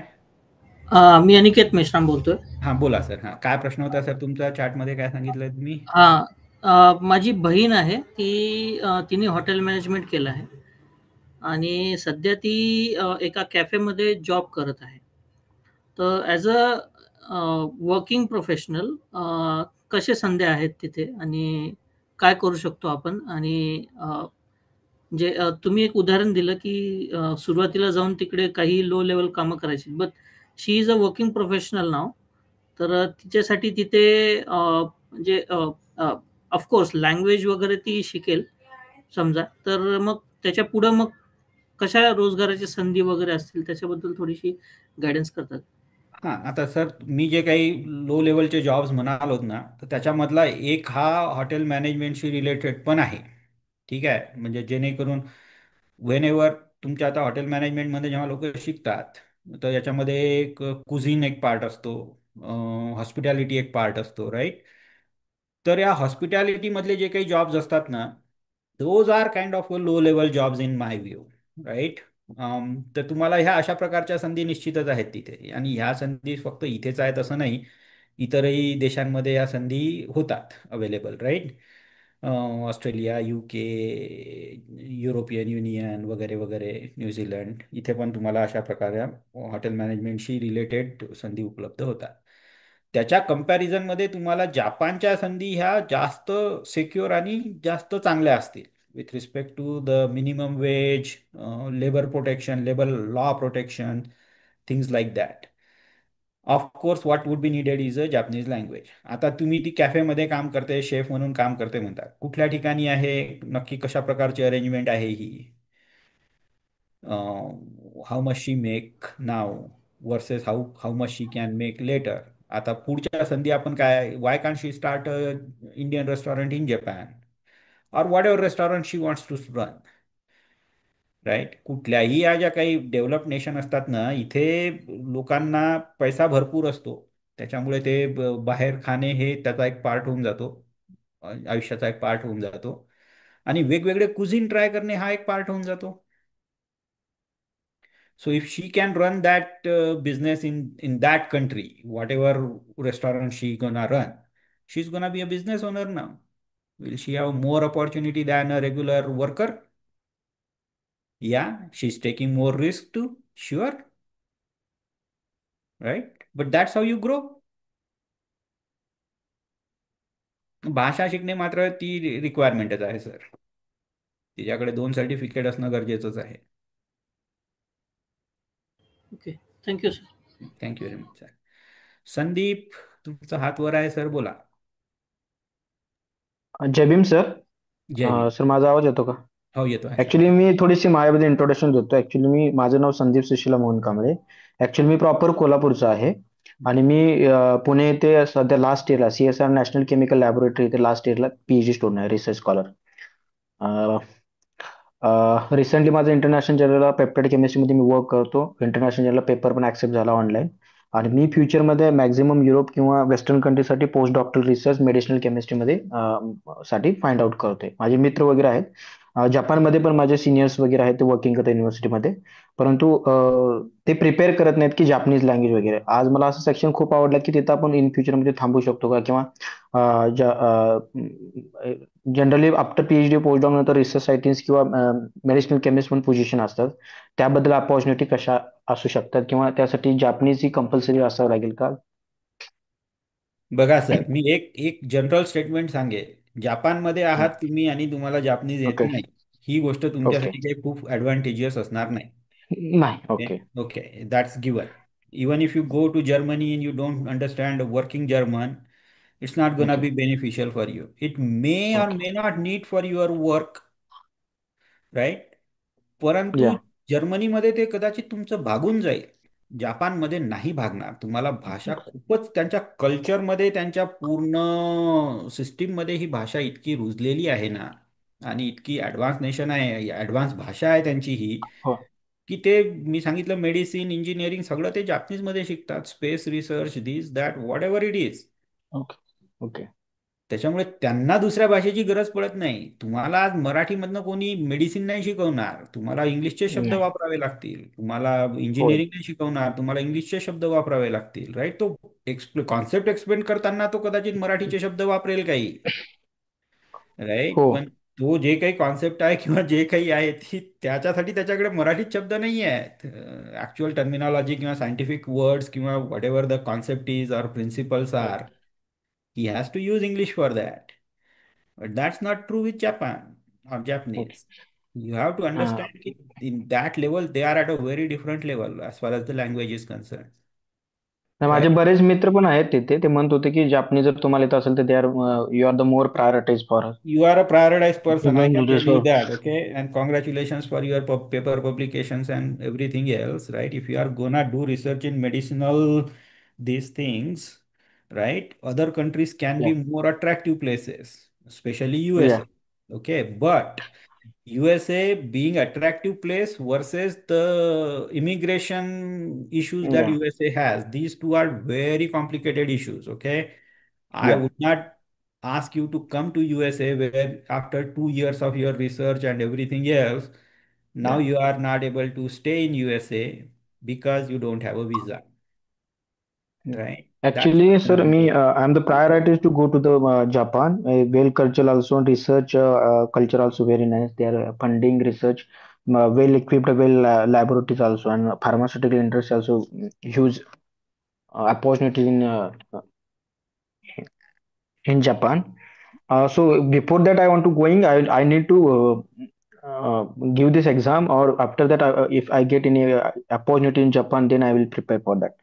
नाही मग तुम्ही पहिले एक्झाम देऊन ठेवा ना तुमच्या ह्या तुमचा जर का Okay. जापानला जायचा उद्देश असेलच तर Okay. अपॉर्च्युनिटी पहिले येते की भाषा पहिले येते हा प्रॉब्लेम भाषा भाषा त्यापेक्षा इज पहिले इम्पॉर्टंट. भाषा शिकून घ्या ना तुमच्या हाती जो ओके. वेळ आहे तर त्याचा उपयोग करा ओके. नाही का मग कदाचित त्याचा तुम्हाला ऍडव्हान्टेज होईल okay. but definitely Pune.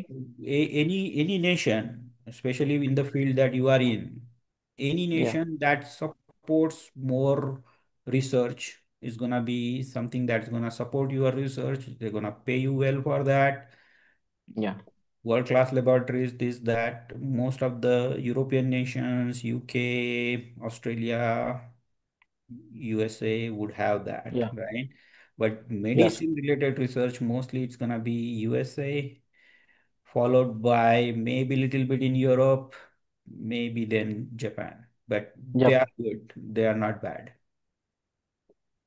Japan is very, very nice option for या you. वेल. ऍक्च्युली मला जपानसाठी मी जास्त प्रायोरिटी देतोय, कारण अपॉर्च्युनिटी पण जास्त आहेत आणि आपल्या फील्डसाठी स्कोप पण तिथे जास्त आहे. त्या अनुषंगानंच ते तुमच्यासंग चर्चा करावीशी वाटली ह्या सेमिनार बद्दल, म्हणजे ग्रुप ठीक आहे ना सर. मीटिंग हो. मध्ये. तुम्ही यस. जैनच्या आपल्या एखाद्या ऍक्च्युली याला आलात का सर तुम्ही? तुमच्यासारख्या ऍक्च्युली जो किती अनाचा जो ग्रुप आहे त्यामध्ये पण ऍड केला ऍक्च्युली मला दादानी. माझे आत्तेभाऊ आहेत संजय सामंत म्हणून, ते ऑलरेडी गल्फला असतात, सौदीला इंजिनियर. अच्छा. त्यांनी मला अण्णाच्या ग्रुपमध्ये ऍड केलं होतं. मग तुम्ही ते तसे काही ॲडिशनल अजून तुम्हाला जर इतर कंट्रीजची माहिती हवी असेल तर ते जेएनचे ओके. आठवड्याचे क्लासेस चालतात sir they are mentors there you go ask your questions they will be able to tell you more detail right but okay. as far as whatever you told me today and our discussions so far right I will say या. go ahead take the Japanese opportunity okay okay. one thing we have to understand that these opportunities may not last very long right okay. Yes. त्यांचा main problem होता त्यांच्याकडे लेबरचं shortage आहे एकदा का त्यांचा labour shortage भरत आला तर आता जे अमेरिकेत तुम्हाला प्रॉब्लेम दिसतात ना तसे होतील 60-70च्या या. होय. होय. दशकामध्ये तुम्हाला अमेरिकेमध्ये तुम्ही लँड केला की तुम्हाला ग्रीन कार्ड द्यायचे होय.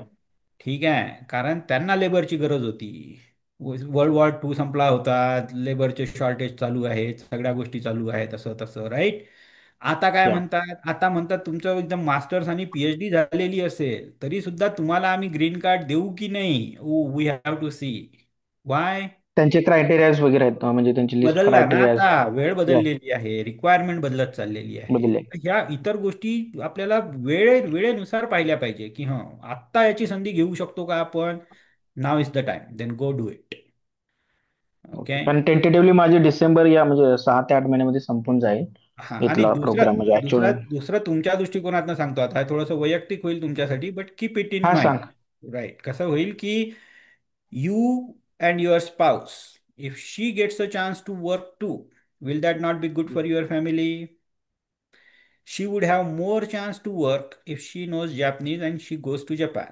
However, in other okay. countries, especially in US, she would have to be highly qualified to do that. या. Okay. Yeah, I mean, you will get your job, sure. she may not get the job. Yes. While in Japan, that won't be true. She would get a job and would be able to work it out very easily, and it's gonna be good for you because of the two income strategy. But think in those terms too. Okay? Okay, sir. Okay. Thank you. Thank you, sir. Sure. I'll be happy to contact with sir in future. Sure, yeah, yeah. Please do. No matter. Okay. Okay. Whatever you need, Thank you. Thank you. I can help out. But my suggestion Okay. would be join some sessions from Jain group on a weekly basis. Try to get some understanding on other, especially understanding the immigration difficulties and aspect of it. Okay. आपल्याला फक्त Okay. शिक्षणाचाच उपयोग नाही पाहायचा आहे, तर आपल्याला हे पाहायचं आहे की तिथे त्याचा उपयोग कसा करता येईल आपल्याला पुढच्या याच्यासाठी. त्याच्यासाठी ते इमिग्रेशनच्या पॉलिसी, कारण इमिग्रेशन आणि शिक्षण या दोन separate issue होतात. Immigration becomes a Yeah. Government thing, education becomes a institutional thing, right. तुम्हाला ऍडमिशन Yeah. देतील ते सगळे देतील, पण तुम्हाला विजा मात्र गव्हर्नमेंट देणार आहे. इन्स्टिट्यूट विजा नाही देऊ शकत. हो हो. Okay. Thank you, sir. Thank you so sure, या. much. Yeah. पंकजजी he I think त्यांना आपल्याला हे शनिवारचे जे क्लासेस होतात ना, मेंटर. हो रामेश्वर, अरे तुझ्याकडे थँक्स, या तुझ्याकडे लिंक असेल तर इथे या याच्या या ऍपवर या टाक ना. या आय विल हा सेंड ना, यू राईट आता अवे. टाकून दे ना ओके. ती लिंक असेल तर. या हा प्लीज जैनची एक लिंक टाकून दे. हा मी टाकतो. या या, थँक्यू. हा आकाश, प्लीज गो हेड.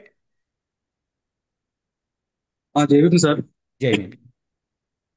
सर माझं बीटेक इन मेकॅनिकल झालं सर माझं. कुठल्या वर्षी झालाय बीटेक? सर 2023 ला. You are a recent graduate बेटा. This is a good thing to do. मेकॅनिकलचा माणूस आहेस तू. Japan is very well known for all this mechanical related industries. हा सर. आणि सर मी Japan is your N4 very level sir natural N4 level destination. आणि sir N4 level pass आहे sir. मी आता N3 चा फॉर्म भरला sir. हां, sir मग जास्त करून मला अर्ध्यापेक्षा जास्त क्वालिफिकेशन झालेलं आहे बाळा. मग तुझा काय प्रॉब्लेम काय आहे तुला?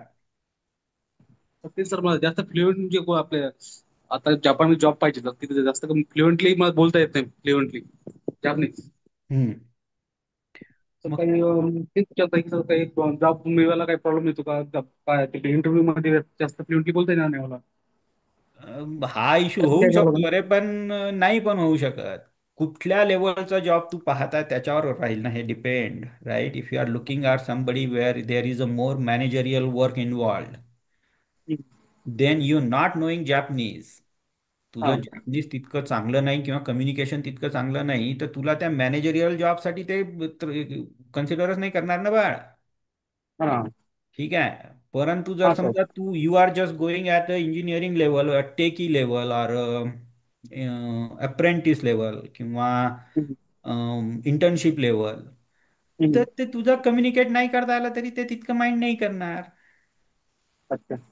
त्याच्यामुळे फक्त जापनीज मला हे म्हणून मला त्रासच होईल असंही म्हणता येत नाही, त्रास होणार नाही असंही म्हणता येत नाही. डिपेंड्स ऑन की what kind of roles are you looking for.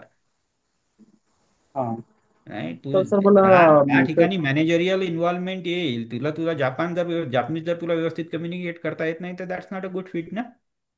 हम्म. तर सर मला जापनीज तिकडे जॉब भेटेल का सर? अरे मी तेच सांगत आहे ना बाळा, भेटायला तर हम्म. पाहिजे तुला हे. पण आता प्रत्येक जॉबचं कसं असतं ना, आता विशेषतः आता हम्म. हा एक इम्पॉर्टंट फॅक्टर आपल्याला लक्षात घेण्यासारखा आहे, हम्म. की तुला त्या देशामध्ये तू प्रेझेंट आहेस किंवा नाही आहेस यानुसार तो हा. जॉब तुला मिळेल की नाही हे डिसाईड होईल. का असं का? हम्म. कोणीही तुला आत्ता इथून जॉब देतील, आणि हा मग हा जर हा. समजा तुझा विजाच नाही सिलेक्ट झाला किंवा विजाच नाही झाला किंवा तू आलाच नाही, तर मग त्यांनी अच्छा. कोणाकडे पाहायचं? त्यांना ती जागा तर भरायची आहे ना. बरोबर. त्याच्यामुळे तो व्यक्ती, आता एक उदाहरण देतो मी तुला. एक व्यक्ती इथून गेला, बी मेकॅनिकल झालेला त्याचा, एमटेक हम्म. मास्टर इन मेकॅनिकल इंजिनिअरिंग करायला म्हणून तो जापनीज युनिव्हर्सिटीमध्ये त्याने ऍडमिशन घेतली. हा. ठीक आहे. आणि हम्म. तिथे गेल्यानंतर महिन्याभरातच त्याने तिथे दुसरा जॉब शोधायला सुरुवात केली. हम्म. मेकॅनिकल बॅकग्राऊंड होतं त्याचं, त्याला दुसऱ्या महिन्याभरातच त्याला तिथे जॉब मिळाला. त्याने हा त्याची ऍडमिशन डिफर केली आणि तो त्या जॉबला लागला. हा ठीक आहे. आता हा ही सर. संधी त्याला तशी मिळाली असती का? इथून त्याचं फक्त मेकॅनिकल झालेलं आहे म्हणून त्याला तो जॉब मिळाला असता का? He is working for a Toyota subsidiary now. Hmm. मिळाला असता का त्याला? मग मिळाला का? कारण तो तिथे प्रेझेंट होता. आता त्याला काम बरोबर. करायला याला त्याला जे काही इतर गोष्टीची ती अडचण नव्हती म्हणून त्याला तो जॉब मिळाला. राईट.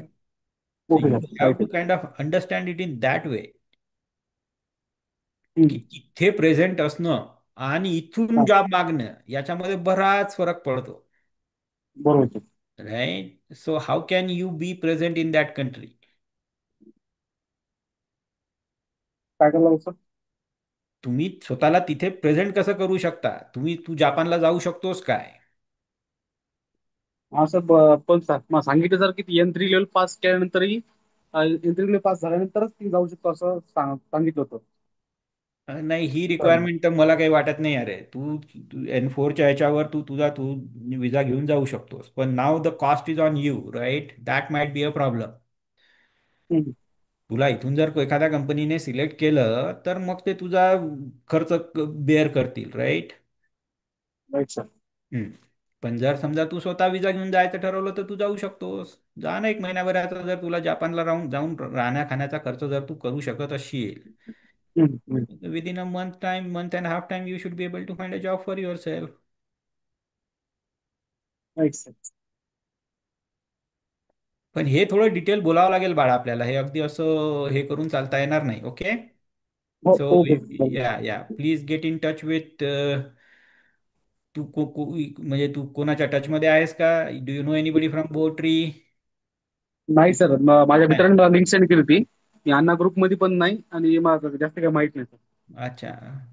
ठीक आहे. रामेश्वर अरे तू तुझे लिंक पाठवू शकतो का याला. ऑलरेडी पाठवली ना. नाही नाही लिंक नाही म्हणजे तुझा एक कॉन्टॅक्ट तरी पाठवून दे असं काहीतरी की ओके गेट या ठीक आहे इन. मी पाठवत. Yes. Please get in touch. Rameshwar is part of our education team. Okay.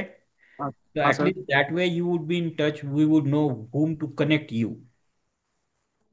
ठीक आहे. कोणाला तुला भेटवून द्यायचं किंवा कोणाशी तुझी अजून ओळख करून द्यायची काय करायचं. आता तुझं N4 झालेलं आहे आणि तू N3ची तयारी करत आहे. हो आणि सर. N4 झाल्यावरही तू म्हणतो की तुझं कम्युनिकेशन तितकं चांगलं नाही आहे. मग तू are you talking technical level communication are you talking like regular behavioural communication. Sir both, both sir, both. अच्छा. मग तो थोडा एक हे करावा लागेल अरे आणि तुझ्यासाठी चांगलंच असणार आहे ते. ओके. बिकॉज इफ यू ठीक आहे. Wanted to grow up in your job knowing hmm. better Japanese is gonna be good for you because where the promotion happens at a managerial level. Right. रामेश्वरने त्याचा number टाकला आहे इथे. Please get in touch हा. With Rameshwar. Right. And then we can take it from there. पण निश्चितच okay sir. तुझं म्हणजे बऱ्यापैकी झालेलं आहे. There needs to be something that we need to overcome to cross you over to Japan. Okay. Okay. Thank you sir. Okay. Radhika Janjal. Okay. Radhika, can you unmute yourself?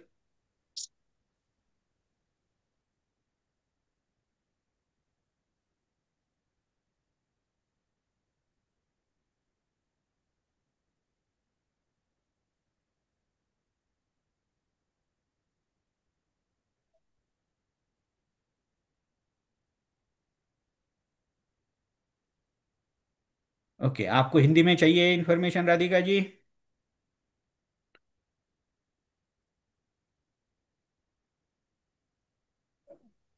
Hello, हाँ. Jai Bhim sir. sir. Am I audible? Yes, yes, you are. Yes, So, you good are, evening, sir. sir. Yeah. Good evening. Sir, I am a computer science engineer. I have done my BTech in 2021. So, my question is, what are the benefits that I will get if I learn the Japanese language, and or what are the opportunities I will unlock? Okay. um, अब तक मेरे पूरे session में मैंने यही बताया है कि वहाँ पे आपके क्वालिफिकेशन के अनुसार आपको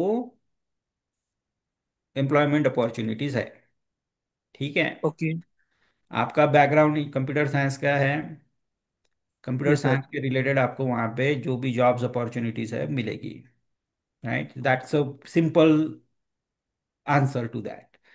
आपको भाषा तो सीखनी पड़ेगी. राइट। अभी ये जो दूसरे जो जेंटलमैन थे आकाश करके जिनसे अभी बात कर रहे थे, उनका N4 हो चुका है, लेकिन वो कह रहे हैं कि उनको कम्युनिकेशन जापनीज या टेक्निकल जापनीज उतनी अच्छी नहीं है उनकी। Okay. राइट।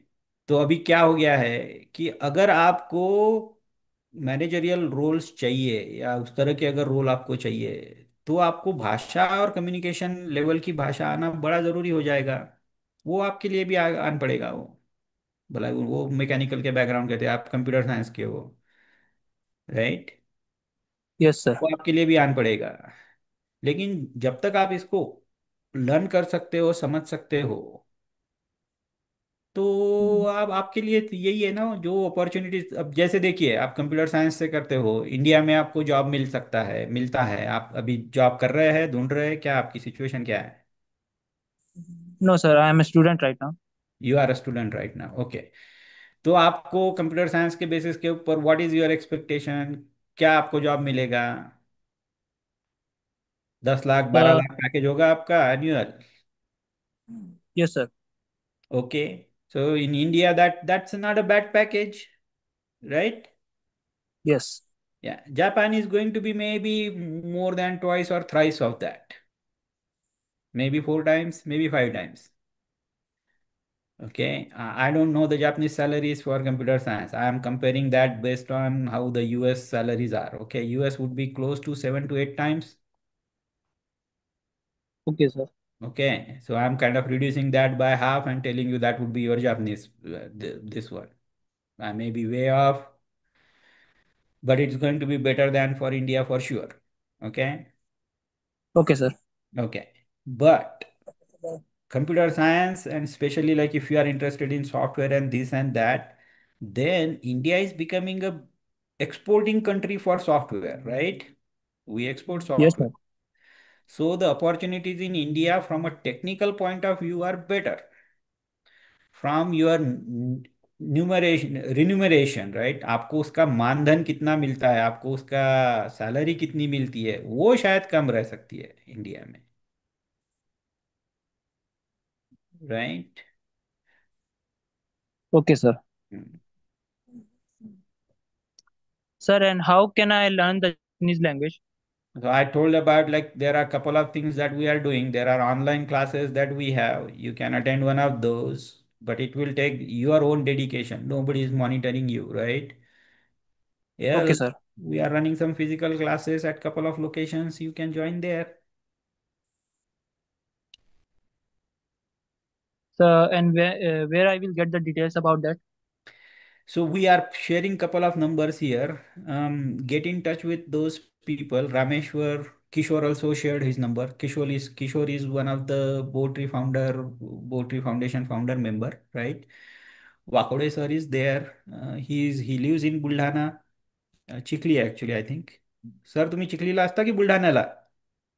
टिकलीला सर. चिखलीला, हाँ. Wakode sir is in Chikhli, which is very close to Buldhana, like 20 kilometers from Buldhana. But we have classes in Chikhli as well and in Buldhana as well. So get in touch with any one of these people and they would be able to tell what other opportunities are there. Where are you right now? Where are you Sir, located? I am right now at Dongargarh, Dongargarh, Chhattisgarh. Chhattisgarh. Okay. How did you come to know about this? My mother was in the group, so she get me to this link, चलो बढ़िया है sir. and she is a Shamneri right now. हाँ, बहुत बहुत साधुवाद sir. Sadhwas. हम्म. And therefore, sir, from my mother connections, I get this link. बिल्कुल बिल्कुल सर, कोई बात नहीं है, बहुत वो ये है. अ, मतलब आप अगर जा सकते हो यहाँ पे, भाषा सीख सकते हो, तो ये अच्छा ही है. इसके अलावा भी अगर आप इंडिया में भी आपके लिए, लाइक ऐसे टेक्निकली स्पीकिंग, इंडिया में भी a better location, right, because we are exporting nation for software, right. But Yes. salary wise that may not be the better option. So you have to kind of balance that out. Okay. So from my expectations. We have to balance that out. Yeah, you have to kind of think it what is beneficial for you based on your own preferences. Okay, sir. Thank you, sir. Sure, sure. Thank you. Yeah. Jai Bhim नमो बुद्धाय sir. Jai Bhim नमो बुद्धाय. Thank you very much sir. Jai Bhim नमो बुद्धाय. जय भीम ताई. खूप खूप साधुवाद आपल्याला आपल्या जी सामनेरी आयुष्यासाठी सुद्धा आणि त्या स्टेपसाठी सुद्धा खूप खूप साधुवाद. जी जी जी जी जी थँक यू सर. अजून काय प्रश्न आहेत कोणाचे? मितेश तनुजा ऑनलाईन आहेत का तुम्ही? मितेश तनुजा. मितेशनी केला ह्यावर बोला मितेश.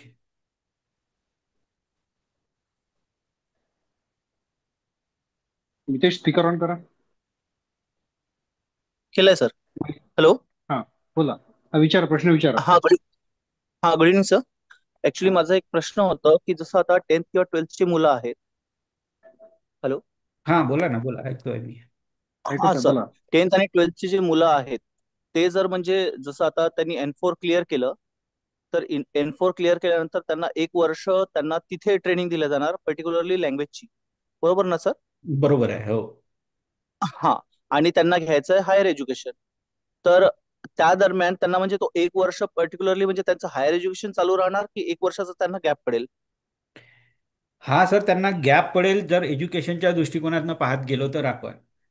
ठीक आहे. अच्छा. पण आता मी या गोष्टीला तुम्हाला एक वेगळ्या प्रकारे सांगू इच्छितो हा. की इंडियामध्ये तुमचं शिक्षण झाल्यानंतर तुम्हाला इमिजिएटली नोकरी मिळते काय? नाही, बिलकुल नाही सर. अच्छा. किती वर्ष तुमचे इंटर्नशिप शिकण्यामध्ये जाऊ शकतात? म्हणजे ऍटलिस्ट 6 months to 1 year मला एक्सपिरियन्स शो करावा लागेल. हा. म्हणजे तुम्हाला हा जो वेळ आहे हा तुम्ही इकडे घालवताय की तिकडे घालवताय याच्यावरच आहे. याच्या उलट ओके. जपानमध्ये तुम्हाला हे निश्चित होईल की जर तुमचं तिथून ग्रॅज्युएशन झालं तर तुम्हाला इमिजिएटली नोकऱ्या अवेलेबल असतील. ओके. आणि त्या दरम्यान त्यांना स्टायफंड मिळेल म्हणजे स्कॉलरशिप नाही, वगैरे मिळेल? स्टायपंड तर हा पूर्ण तुमच्या पूर्ण ग्रॅज्युएशन होईपर्यंत तुम्हाला ते काही स्टायपंड आहे ते त्यांनी दिलेलंच आहे त्याच्यात ते. Okay okay okay sir. हाच एक क्वेश्चन होता सर माझा. हा हा. तर त्याच्यामुळे आणि दुसरी अजून एक मला वाटतं जी गोष्ट ती करतात ना या एज्युकेशनच्या दरम्यान, तर देअर हा. Might be education as criteria there but you can work while you are in Japan, right? Exactly sir. Actually मी प्रकाश सरांच्या सेंटरमध्ये म्हणजे एज्युकेशन सिस्टमला म्हणजे मुलांसोबत म्हणजे इंटरॅक्शन होता आणि पॅरेंट्स सोबत इंटरॅक्शन होता. तर हा एक क्वेश्चन म्हणजे 100% अराईज होईल म्हणून मी विचारला. हो हो. नाही तर याला कसं होतं ना, आता याला आपण त्या दृष्टिकोनातनं पाहू शकतो. दुसरं कसं आहे की जर तुम्हाला तिथे काम करायची, कारण आता तुम्ही काही 24 तास तर शाळेत जाणार नाही किंवा जापनीज शिकणार नाही, बरोबर 100% आहे? सर.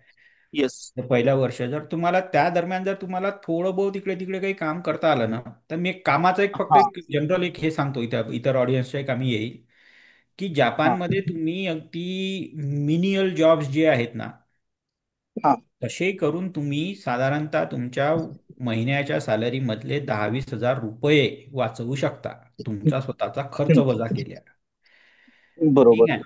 आता जर तुम्हाला 20 हजार रुपये महिन्याचे वाचवायचे असतील इंडियात, हा. तर तुम्हाला कमीत कमी 50 हजाराची तरी नोकरी पाहिजे. बरोबर. 50 हजाराची नोकरी तुम्हाला शिकत असताना कोण देत आहे? कोणीच नाही. मिळू तरी शकते का? बरोबर. नाही. म्हणजे हा मुलगा किंवा मुलगी जी आता तिथे शिकायला गेलेली आहे, ही जर का तिथून हा. आपल्या शिक्षणाच्या नंतर जे काही कामं केल्यानंतर तिचा खर्च वजा केल्यानंतर जर का ती घरी 10-20 हजार पाठवू शकली, आता हे तिच्या हम्म. कुटुंबासाठी ते 10-20 हजार ज्या बॅकग्राऊंडमधनं आपली मुलं येतात, हम्म. this becomes the defining factor na to change their life or a process to start changing their life, right? It is not a huge exactly sir. amount but it helps you to start changing your life. तुमच्या हाती yes sir. ते 10-20 हजार 5-2 हजार 4-2 हजार महिन्याचे पैसे खेळते आहेत. त्याच्यानुसार तुम्हाला ठरवता येतं की हां, नाव आय कॅन थिंक अबाउट माझ्या मुलीला ट्युशन लावायची होती, आता मी ती ट्युशन हा. लावून देऊ शकतो, किंवा माझ्या दुसऱ्या मुलाला अजून काही हे करायचं होतं किंवा whatever those option start opening up for you because you have that extra money with you, yes sir. Exactly. Right? तर अँड दिस इज तेच how sir. We need to think. दुसरं अजून मी येस सांगेन sir. की तुमचे हे जे कोणी मुलं आहेत ना, यांनी कसा हा. विचार करायला पाहिजे आहे की अच्छा मी पूर्ण माझ्यासोबत माझ्या बहिणीलाही नेऊ शकतो का, माझ्यासोबत माझ्या भावालाही नेऊ शकतो का, माझ्यासोबत माझ्या कझिन भावाला नेऊ शकतो का, कझिन बहिणीला नेऊ शकतो काय, राईट? एकापेक्षा राईट आपण सर. एकाच कुटुंबातले 4 लोक तिथे जाऊ शकतो काय? हम्म. जर का तसे तुम्ही करू बरोबर. शकले ना, तर तुमचा हा जो काही तुमचा खाण्यापिण्याचा खर्च आहे हा अजून कमी होणार, तुमचा जो काही बचतीचा पोटेन्शियल आहे ते अजून जास्त वाढणार, राईट? हम्म. आणि राईट सर. 3-4 जण तुम्ही एकत्र असले तर now you can think about more things for your family ना. आपण बिझनेस चालू करू शकतो काय, आपण अजून काही करू शकतो काय, या म्हणजे फक्त जाऊन तिथे आपल्याला नोकरीच करायची आहे असं नाही ना. दुसऱ्याच्या घरी बरोबर सर. भांडे घासत होतो म्हणून तिथे भांडे घासायला गेलं पाहिजे. ठीक आहे, आपल्याला तिथे पोहोचेपर्यंत 4 महिने 6 महिने 8 महिने भांडे घासावे लागतील तर ठीक आहे, पण नंतर हम्म. आयुष्यभर आपण तिथे भांडेच घासणार असू तर मग कसा फायदा नाही ना. बरोबर. हा म्हणजे असं नाही की ते आयुष्य वाईट असणार आहे म्हणून, इथल्या आयुष्यापेक्षा कदाचित ते चांगलंच असेल, पण तिथे हम्म. थांबणे हे आपल्याला शोभण्यासारखं नाही आहे. आपण बाबासाहेबांचे फॉलोअर म्हणवतो आणि we are settling for a low aim, that's not good for us. Okay. Yes. Yeah. Yes sir. आणि सर आणखी एक प्रश्न म्हणजे जसं N4 लेवलची एक्झाम आपण जशी क्रॅक केली तर त्याचं तिथे म्हणजे प्लेसमेंटचं रेशो काय आहे सर? आता एक्झाम आणि याचा रेशो हे तुमच्या क्षेत्रामध्ये डिपेंड करतं. मी सांगितलं त्यांच्याकडे वेगवेगळ्या क्षेत्राची इतकी रिक्वायरमेंट आहे की तुम्ही कुठल्या हा. क्षेत्राला काम करायला जाऊ इच्छिता इनिशियली त्याच्यावर हे डिपेंड करेल, राईट? ओके. जसं राईट आता सर. एक उदाहरण देतो मी तुम्हाला की त्यांच्याकडे ओल्ड एज होम्स असतात. हा. तिथे जे राहणारे जे ओल्ड पीपल आहेत 80-90, हा. 90च्या वरच असतील ते, 100-95, हो. 110, 105, राईट? आता हा हा, माणूस तुमची 100च्या वरच स्वतःची पकडा. काळजी करू शकत नाही. तुम्हाला याला जाऊन बरोबर. करून देणे किंवा त्याचं औषध देणे त्याला, किंवा त्याला कपडे बदलवून देणे त्याचे, किंवा त्याला दुपारी व्हीलचेअरवर बसवून केअरटेकिंगचाच पार्ट. हा अर्धा हा. एक तास फिरवून आणणे, अशा प्रकारचे बरोबर. जॉब जर तुम्ही करणार असाल तर आता याला त्यांच्याकडे रिक्वायरमेंटही खूप आहे आणि क्वालिफिकेशनची गरजही नाही आहे. तुम्हाला फक्त भाषा येते की नाही बरोबर. तेवढं ते पाहणार ते, बरोबर सर. right? परंतु आता हे दुसरे मुलं जे आहेत आपल्याकडे दोन, आता जे होते ते आकाश झाला किंवा ते दुसरे अजून हा. गडगडचे होते ते, राईट? की येस त्यांचं सर. इंजिनिअरिंग त्यांचा झालेलं हायर आहे, एज्युकेशन होतं. त्यांना हा जॉब येस. कदाचित सुरुवातीला करायलाही आवडणार नाही. नाही आवडणार. बरोबर सर. मग आता त्याच्यासाठी मात्र त्याला इंजिनिअरिंगचा जॉब मिळेपर्यंत he has to go through that process ना. It might take him yes sir. 2 months, it 100%. Might take him couple of months. So definitely. For him that's a different story. या दुसऱ्या व्यक्तीसाठी याला येस सर. गेल्याबरोबर काम मिळणे आणि याचा पोटा पाण्याची व्यवस्था होणे हे जास्त इम्पॉर्टंट असणार आहे. बरोबर सर. तर प्रायोरिटी ह्या तीच ह्या राहणार. सिच्युएशनल गोष्टी आहेत, ह्या आपल्याला अशा जनरलाइज म्हणून नाही सांगता येणार मितेश, परंतु बरोबर. whether people would be taken care of or not, that we can answer. Yes, they would be taken care of, right? Sure sir. आपणही शुअर. तसा प्रयत्न करणार आहे की तिथे गेल्यानंतर हा मनुष्य जाऊन याच्याकडे काहीच नाही आणि हा अगदी रस्त्यावर भिकच मागायच्या लायकीचा राहिला असंच मग आपला फायदा काय? बरोबर. आपल्याही तिथे जापनीज संघटना आहेत, आंबेडकराईट संघटना आहेत, राईट? आपले गेलेले येस सर. अगोदरचे गेलेले मुलं आहेत ते आहेत. 2 दिवस कोणाकडे जाऊन राहायला जेट लॅग होतो, फिजिकल हे आहे ते म्हणजे फिजिकल प्रॉब्लेम्स आहेत ते, राईट? तुम्ही 8-8 बरोबर. 10-10 हा. तासाची फ्लाईट घेतल्यानंतर तुम्हाला त्या टाइम झोनमध्ये ऍडजस्ट व्हायला थोडासा बॉडीला वेळ लागतो. झोप जास्त हम्म. येते, दिवसाच्या वेळी झोप येते, रात्री झोप येत नाही, वगैरे वगैरे, जेट लॅग म्हणतात त्याला. हम्म. पण ह्याही गोष्टी ऍडजस्ट व्हायला जो 1-2 दिवसाचा वेळ लागतो, त्या काळी बरोबर. आपल्यासोबत आपल्या गावचा कोणीतरी असला, आपल्या भाषेचा बोलणारा कोणीतरी असला तर बरं वाटतं. कोणीच नसलं तर थोडंसं हा, एक मेंटल सपोर्ट मिळून जातो त्याला. हा तो थोडासा एक इश्यू होऊन जातो. पण हम्म. That's what sir our other people would be helpful for in that वे. आता तो ज्या बरोबर. गावात जात असेल तिथे आपला कोणीच गेला नसेल पूर्वी, तर आता हा इश्यू आपल्यासाठी होऊ शकतो ना एखाद वेळेस. दॅट माइट बी बरोबर. हॅविंग बरोबर. Difficulty he has to face, we don't know that. But बरोबर. Case by case basis we need to handle that.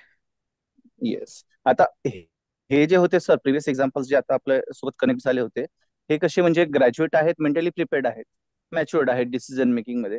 But जसा आपला जो टायटल होता की 10th आणि 12th ची जी मुलं आहेत तर इथे मुद्दा थोडासा चेंज होऊन जातो ना, हो पॅरेंट्सचं नाही, एक म्हणजे ती फुल मुलं स्टॉप थोडीशी करणं. हे पण टेंडरी असणार आहेत एज नुसार, येस. राईट. आणि तर डिसिजन मेकिंग इथे हा, पॅरेंट्सला घ्यायचं आहे. Right right right. आणि तिथे तर पॅरेंटल त्यांना कन्व्हिन्स सपोर्ट. करणं पर्टिक्युलरली, हा, त्यांचा आणि ते पॅरेंटल पण ह्या सपोर्ट आणि स्टेप्सवर. त्यांना तितकं 4 दिवस 6 दिवस मेंटली स्ट्रॉंग राहणे येस. त्याच्या. पण आता हा विषय ना सगळ्यांसाठी होऊ शकतो. मी माझ्या 12वी नंतर जेव्हा मी इंजिनिअरिंगला हॉस्टेलला गेलो, तर पहिले दोन हा. तीन दिवस, आता मी तर महाराष्ट्रातच गेलो, काही बाहेरही नाही गेलो, पण तरी हो. ते पहिले 2-4 दिवस तुम्हाला करमत नाही ना, घर सुटलेलं असतं नाहीच पहिल्यांदा. करणार. बरोबर. बरं नाही वाटत काही.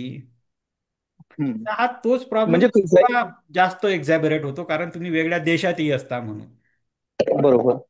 प्रॉब्लेम सर, इश्यू तोच तोच आहे. मुद्दा तोच होता, की म्हणजे जसं प्रकाश सरांनी जो क्वेश्चन अराईज केला होता, की जसं स्टेट बोर्ड, जसं आपल्याकडे आता इंटेरियरला मॅक्सिमम जे मुलं आहेत ते आहेत स्टेट बोर्डला, आणि जे आपलं मेन टेरिटरी जे एरिया आहेत चंद्रपूरचे, तालुकाज लेवलवरचे, इथे कसे सीबीएसई स्कूल्स आहेत. तर इथे पॅरेंट्स मेंटली प्रिपेअर्ड असतात काही गोष्टींसाठी. आणि स्टेट बोर्डचे जे आहेत, आता तशा मुलांसाठी आपण हे करतो म्हटलं तर ते त्यांचं तेवढं इश्यू नाही राहत. पण सीबीएसईचे पॅरेंट्स काय कन्सर्न असतात, की बाबा माझा मुलगा तिथे गेल्यावर मग करणार काय. तर मग आपण त्यांना जसं असं शो केलं, की बाबा यांना म्हणजे गरजेनुसार हे कामं करावं लागतील, जर त्यांना चान्स मिळाला तर हे करावं लागेल, ते करावं लागेल. तर हा मुद्दा जो आहे हा इकडे थोडस वेगळा होऊन जाईल नाही, सीबीएसई वाल्यांसाठी. त्यांच्याकडे त्यांनी स्कॉलरशिप तर अलाउड केलेली आहे, मंथली स्टायपेंडही दिलेला आहे, राईट. हा. But right. That stipend may be just enough to get by. Okay. Okay. Okay. If somebody wants to kind of have something better than that, then he might have म्हणजे to. Break even point वर राहणार. हां हां. तर तसा ते, आणि विशेषतः ते शिक्षणाच्या दृष्टिकोनातून त्यांचे स्वतःचे हॉस्टेल्स असतील, तिथेच तुम्हाला हम्म. राहावं लागेल, राईट. हम्म. दुसरीकडे राहता राईट. येणार नाही, कारण आता त्यांनी जी काही व्यवस्था केलेली आहे त्या स्कॉलरशिप प्रोग्राममध्ये, ती त्या इन्स्टिट्यूशनशी अटॅच्ड असणार आहे ना, जिथे तुम्ही हा. शिकणार हा. आहात. हां. मग तिथेच बरोबर. राहा, त्यांच्या हॉस्टेलमध्ये खा. मग आता ते जापनीज फूड बनवणार, आता तुम्हाला पहिले काही दिवसपर्यंत तर जापनीज फूड अजिबात आवडत नाही, ठीक आहे. बरोबर. पण एकदा का तुम्हाला ती चव आवडायला लागली ना, तर Japanese food is very popular food world level. Japanese cuisine is yes. Extremely popular, extremely महागडं कुझिन आहे, हेल्दी. ठीक महागडं आहे. पण कुझिन आहे. हां येस. हां. पण हे असंही असताना ठीक आहे. सुरुवातीला तुम्हाला जापनीज कुझिन आवडतच नाही. मग आपल्याला कदाचित बिलकुल. त्याची थोडीशी एक हे करून पाठवावं लागेल लहान मुलांना, किंवा जे काही मुलं जात असतील ते, की हे बाबा हे मिसो सूप पिऊन पाहत जात जा आधेमध्ये. मिसो म्हणजे त्या याचं सोयाबीनचं सूप असतं मला वाटतं ते, परंतु जे काही असेल हे असं ते थोडीशी ॲडिशनल चव डेव्हलप सूप व्हायला. फॉर्मॅशन जास्त असतं. बरोबर. बरोबर. तर स्टीम ह्या ॲडिशनल गोष्टी आपल्याला अप्रोच. करता येतील. ह्या मी काही अगदी अशा पूर्ण अशा सांगू शकत नाही की नक्की काय आपल्याला करायला पाहिजे किंवा बरोबर. नाही. But these are not something that is out of the area. This is easy things to do आणि करता ओके. येण्यासारखे आहे. Okay sir. ओके.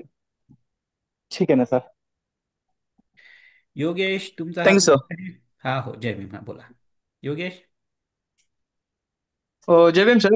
योगेश बोलतोय मी. हा बोला, जय भीम. हा. सर, मला हे विचारायचं होतं, जी तळेगावमध्ये आपली बॅच चालू असते, सर ती चालू झाली आहे का चालू होणार आहे? नाही, कारण मी झाली इथे आहे ना पिंपरी सर. पुण्यामध्ये राहतो. झाली झाली आहे. तू पुण्याला राहतो तर तळेगावची बॅच चालू आहे बाळा, ठीक आहे. हा. तळेगाव बॅचचे मुलं या जूनच्या याच्यासाठी एक्झामला पण बसतील काही, ओके. ठीक आहे. हा. रामेश्वर, आपल्याकडे तळेगावची पूर्ण इन्फॉर्मेशन आहे का, किती मुलं बसणार आहेत वगैरे असं काही? ओके, रामेश्वरी कदाचित ड्रॉप आउट झालेला आहे. ठीक आहे, सर, मला पण डिटेल्स, पूर्ण डिटेल्स कोणाकडून भेटेल म्हणजे तसे? कारण मला लिंक शेअर केली होती माझ्या भाऊनी ह्याची. अरे तर अच्छा, जा ना बाबा, वेबसाईट. तळेगाव पुण्यात राहतो ना तू. हो सर. हा, मग जा त्या आपण तळेगावला, जा कुठे? तिथे आणि हा हा. बाबासाहेबांच्या बंगल्याला भेट देऊन येशील तर, नाही काय तर तेवढा तर आनंद घे. नाही नाही नाही, नक्की सर. हा, हो सर, हो चालेल. मग जा तिथे, भेट त्यांना. तिथे एक किशन थूल म्हणून तिथले जे सचिव आहेत, ओके, किशन सर. हा, हा.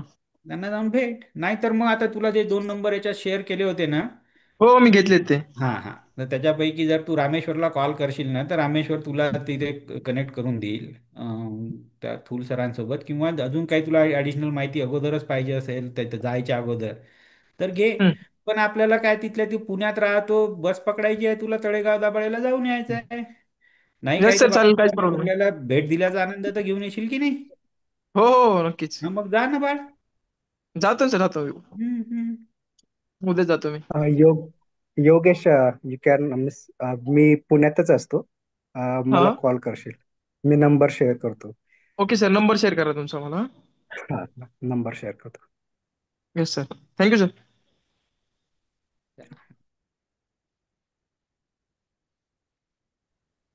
अजून काय प्रश्न आहेत कोणाला?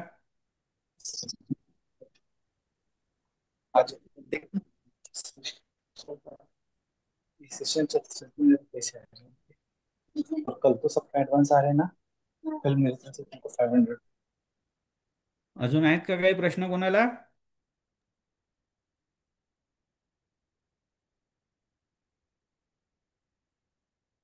वाटतं पंकज पावणे 11 झालेत. हो सर, झाला, बऱ्यापैकीच वेळ झालाय. आपण बराच वेळ हो हो प्रश्नोत्तरासाठी ठेवला होता. हो हो हो हो हो डेफिनेटली. पंकज सर, मला असं वाटतंय की समजा भारतामध्ये जे कसं आता बेरोजगारी तर सगळीकडेच आहे. पण प्रत्येक जिल्ह्या ठिकाणी किंवा डिव्हिजन ठिकाणी समजा सेंटर्स जर तयार झाले, तर मला वाटते मॅक्झिमम मुलांना आपण ते बेनिफिट प्रोव्हाइड करू शकू, हे तुम्ही सांगत आहे तेव्हा. हो सर, आता आणि याच्यात आता प्रॉब्लेम काय आहे मी तुम्हाला सांगतो, की जसं आता हो. बुलढाण्याची बॅच आम्ही पहिल्यांदा चालू केली ना, तर हम्म. आम्हाला बुलढाण्याला जापनीज शिकवणारा कोणी प्रोफेसर नाही भेटला किंवा शिक्षक नाही भेटला. ओके. तर आमचा शिक्षक आम्हाला अकोल्यावरनं हायर करावा लागला. ठीक आहे. ओके. तो मग आता आमचा शिक्षक कसा यायचा, तो अकोल्यावरनं सकाळी निघायचा शनिवारी. रस्त्यात जाताना पहिले त्याला चिखली पडतं, तिथे तो चिखलीला जाणार. सकाळी 9 ते 12 किंवा 1 पर्यंत तो चिखलीची एक बॅच घेणार. त्याच्यानंतर जेवण करून तो बुलढाण्याची बस पकडणार, दुपारी बुलढाण्याला जाणार, बुलढाण्याला सायंकाळची बॅच घेणार, बुलढाण्याला रात्री मुक्काम करणार, दुसऱ्या दिवशी सकाळी बुलढाण्याची बॅच घेणार, जेवण झाल्यानंतर बस पकडून चिखलीला येणार, चिखलीला संध्याकाळची बॅच घेणार, आणि मग ती बॅच संपल्यानंतर तो शनिवारी रविवारी परत येणार. 6 महिनेपर्यंत आम्हाला हे असं करावं लागलं सर, टीचरच्या सपोर्टमुळे. आता तुम्ही वेगवेगळ्या देशात वेगवेगळ्या जिल्ह्यामध्ये म्हणता, मला माहित नाही इव्हन तुमच्या चंद्रपुरात तुम्हाला जॅपनीज टीचर मिळेल का शिकवणारा कोणी? ठीक नाही आहे. नाही, कठीण आहे. You may have to. Nagpur लोकेशनला कोणी आहे का सर? नागपूरला मिळून जाणार सर, नागपूरला आहेत. किंवा मग आपल्याला ओके. आपले हे जे इतर जे काही स्टुडंट जे इथनं तयार झाले आहेत ना, बुलढाण्यातनं किंवा इकडून वगैरे, हे जर काही ॲडिशनल प्रिपेअर करत असतील, तर त्यांचं प्रिपरेशन मग ते तिथे राहून करू शकतात. Of course we have to compensate for their time, right? Yeah, but they might be sure. Able to help you out with your first batch. चालेल राईट. सर, काय हरकत ह्या नाही. प्रॅक्टिकल डिफिकल्टीज आपण जेव्हा हे करू ना, तेव्हा येतील हे. पण ह्या हम्म. 6 महिन्याच्या 8 महिन्याच्या गोष्टी असतात sir. These are not going to be lasting problems for you. Your okay. Next problems are going to be how to keep on continuing this. तुमचा तितका त्याच्यामध्ये जो काही हम्म. हातभार लागणार आहे, मदत लागणार आहे, तुमच्या एफर्ट्स लागणार आहे. कारण आपल्याला हे जापनीज फक्त असं शिकवायचं म्हणून शिकवायचं नाही आहे. आपल्याला हे पाहायचं आहे की मुलगा तिथे पूर्ण वेळ होता का, त्याचं अटेंडन्स घेण्यात आलं की नाही, त्याचं आठवड्यामधनं त्याच्यासोबत कोणी जापनीजमध्ये कॉन्व्हर्सेशन झालं आहे का, नाही झालं आहे का, ह्या सगळ्या गोष्टी आपल्याला ते पाहायचं, जेणेकरून तो त्याचा इंटरेस्ट नाही लूज करणार. पहिली गोष्ट. दुसरी गोष्ट हे की त्याचा सक्सेस वाढला पाहिजे ना. फक्त आपल्याला त्या शिकवलं आपण बरोबर. त्याला आणि सोडून दिलं, जर त्याला जपानला जायचं त्याचा संधीच नाही मिळाली किंवा त्याला ते अचीवच नाही करता आलं, तर हे त्याचंही सक्सेस नाही आहे, आपलंही सक्सेस नाही आहे. बरोबर. आपल्याला हे सक्सेसफुल म्हणजे सक्सेसफुलच करावं लागेल जेव्हा तुमची मुलं तिथल्या गावातली, तिथल्या लोकेशन मधली जेव्हा जपानला जातील, तेव्हा त्यांना खरं वाटायला लागेल की yes, this is possible, this is doable. Right. तेथपर्यंत तर ओके. सगळेजण म्हणतील नाही आहे तो हर कोई ऐसी बताता है, तो सब रोजी रोजी दिखता है पिक्चर. मॅटर ऑफ कन्व्हिन्सिंग असं काही नाही. राईट. मग तुम्ही म्हटलं की तिथले जपानचे काही रिक्रुटमेंट एजन्सीज बोटरीला येतात. हो सर. हा. पण तर ते मी वर्ष एक एक तेवढ्याचं असतं. एक एक काम करतो सर, मी वाकोडे सरांना विनंती करतो सर, तुम्ही थोडी काही इन्फॉर्मेशन द्या ना सर, आपल्याकडे काय हे होतात, ऍक्टिव्हिटीज होतात तर बोटरीला. Okay okay sir okay sir.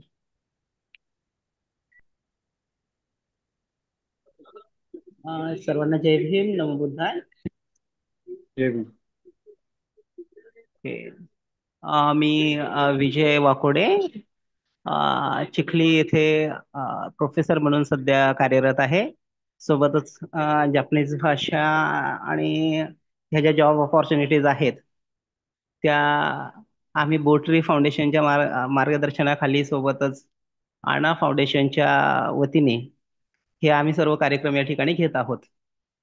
आता खरं तर या ठिकाणी आदरणीय पंकज सरांनी खूप सारी माहिती, इन्फॉर्मेशन या ठिकाणी दिलेली आहे. ज्या काही जॉब ऑपॉर्च्युनिटी जापानला आहेत त्या सुद्धा त्या ठिकाणी या ठिकाणी सांगितलेल्या आहेत. बरेचसे प्रश्न या ठिकाणी त्यांच्या शंकांचं निरसन या ठिकाणी करण्यात आलेलं आहे. आता प्रश्न राहिलेला आहे की इथे बुलढाण्याला जे N5, N4, N3 याचे क्लास घेतले जातात, परंतु त्याच्या सोबतच प्रोमॅट्रिक टेस्ट जी आहे त्याचे सुद्धा क्लासेस या ठिकाणी घेतले जातात. आता प्रश्न असा आहे की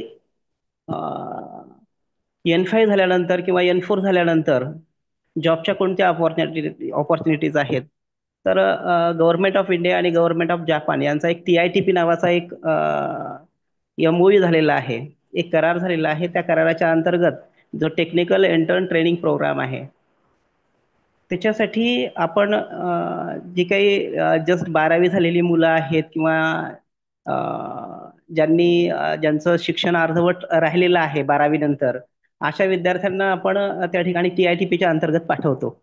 आणि जसं की आता इथे बीटेक झालेले विद्यार्थी आहेत किंवा ज्यांचं इंजिनिअरिंग झालेलं आहे, तर यांच्यासाठी एक SSW नावाचा प्रोग्राम आहे, ज्याला स्पेसिफाईड स्किल्ड वर्कर म्हटलं जातं. तर त्या SSWच्या अंतर्गत त्याला काही एजची लिमिट नाही आहे. त्या SSWला तुम्ही एक N4 क्वालिफाय केल्यानंतर एक प्रोमॅट्रिक टेस्ट आहे, इथे एक दिल्ली आणि आसाम या ठिकाणी ती द्यावी लागते. ती दिल्यानंतर तुम्ही जापानमध्ये तुम्हाला ज्या क्षेत्रामध्ये इंटरेस्ट आहे त्या क्षेत्रामध्ये ती प्रोमॅट्रिक टेस्ट द्यायची आणि त्या ठिकाणी जॉबला तुम्ही जाऊ शकता.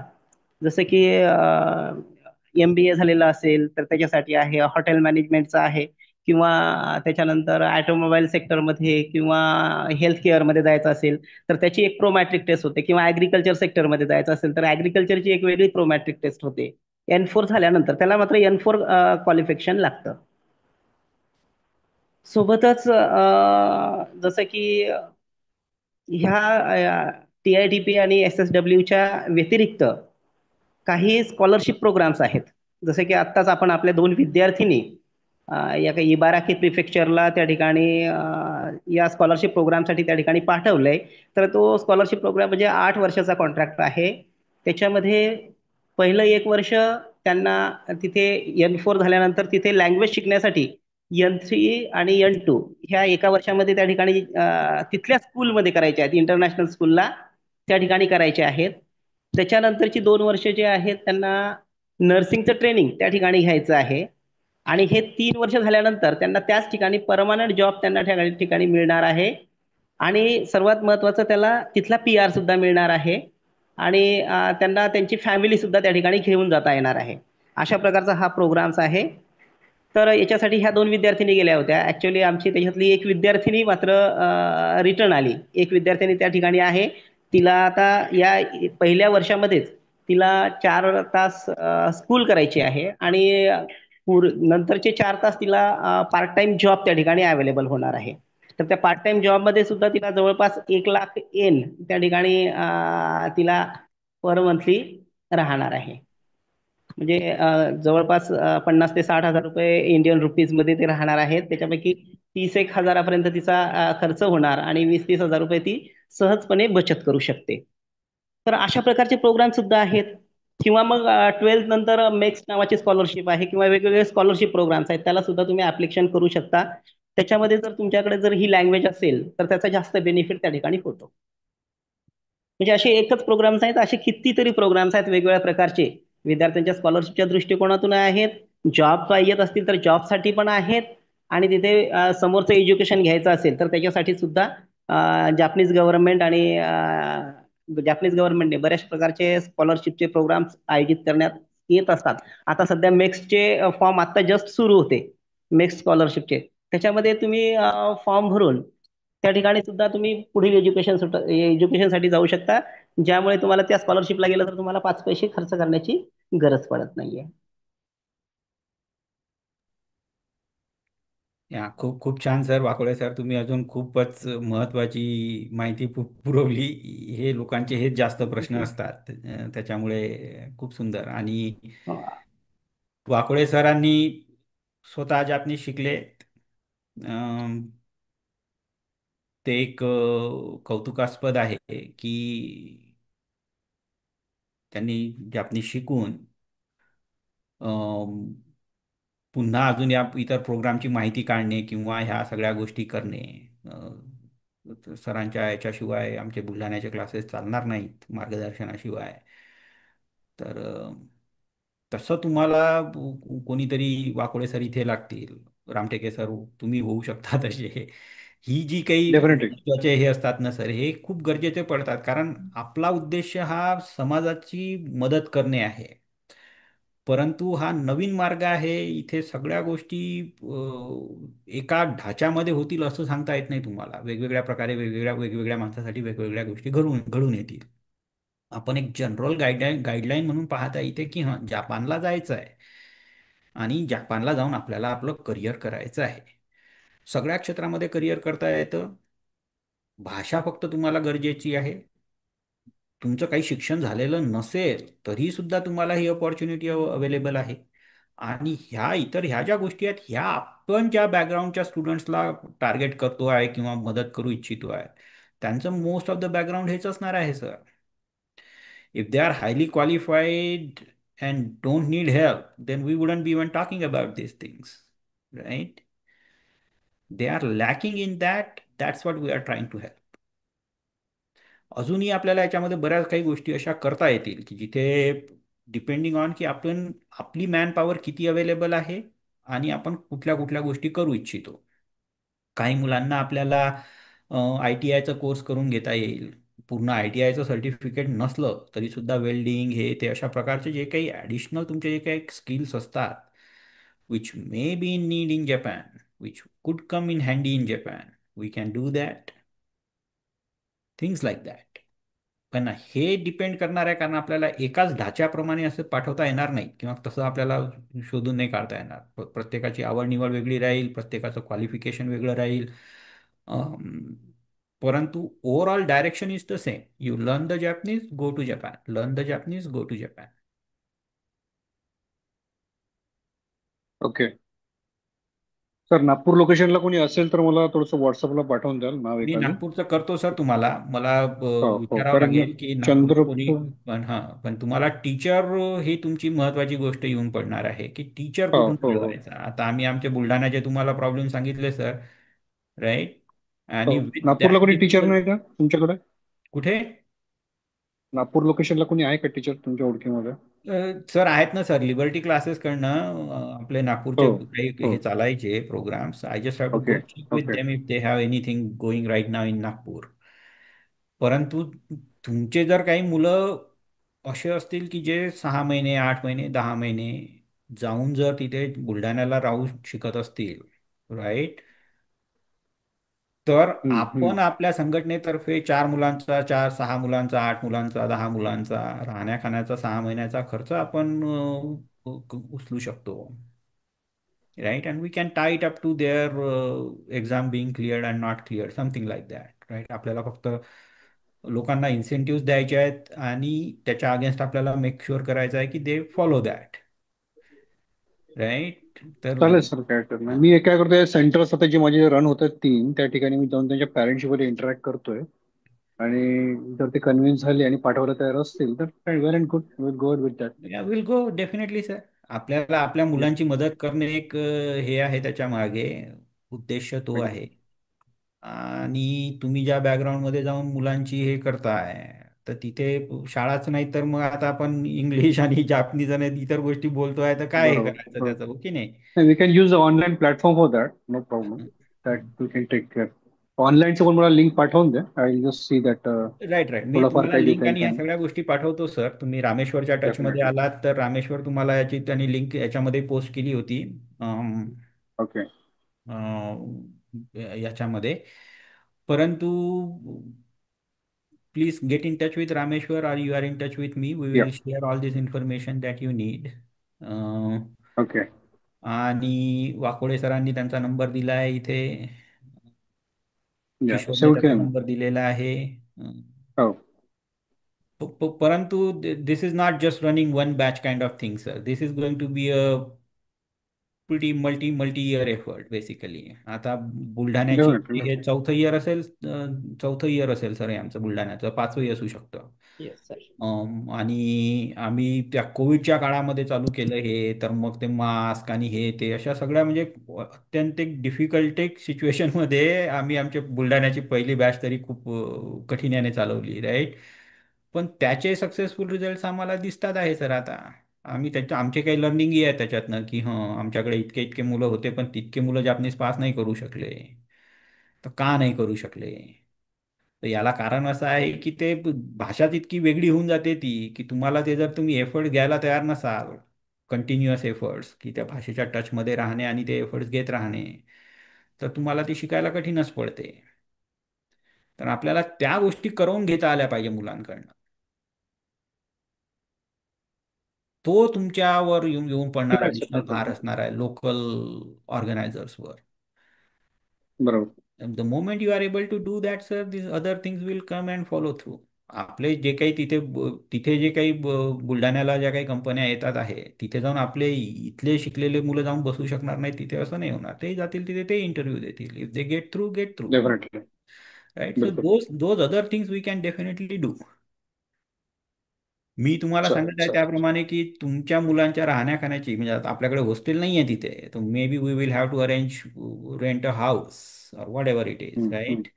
आणि तो So that we can be will done. do तो things काही like विषय नाही. that. Right, right. We can do बरोबर. things like that because we wanted to हो help these kids out, हो हो. right?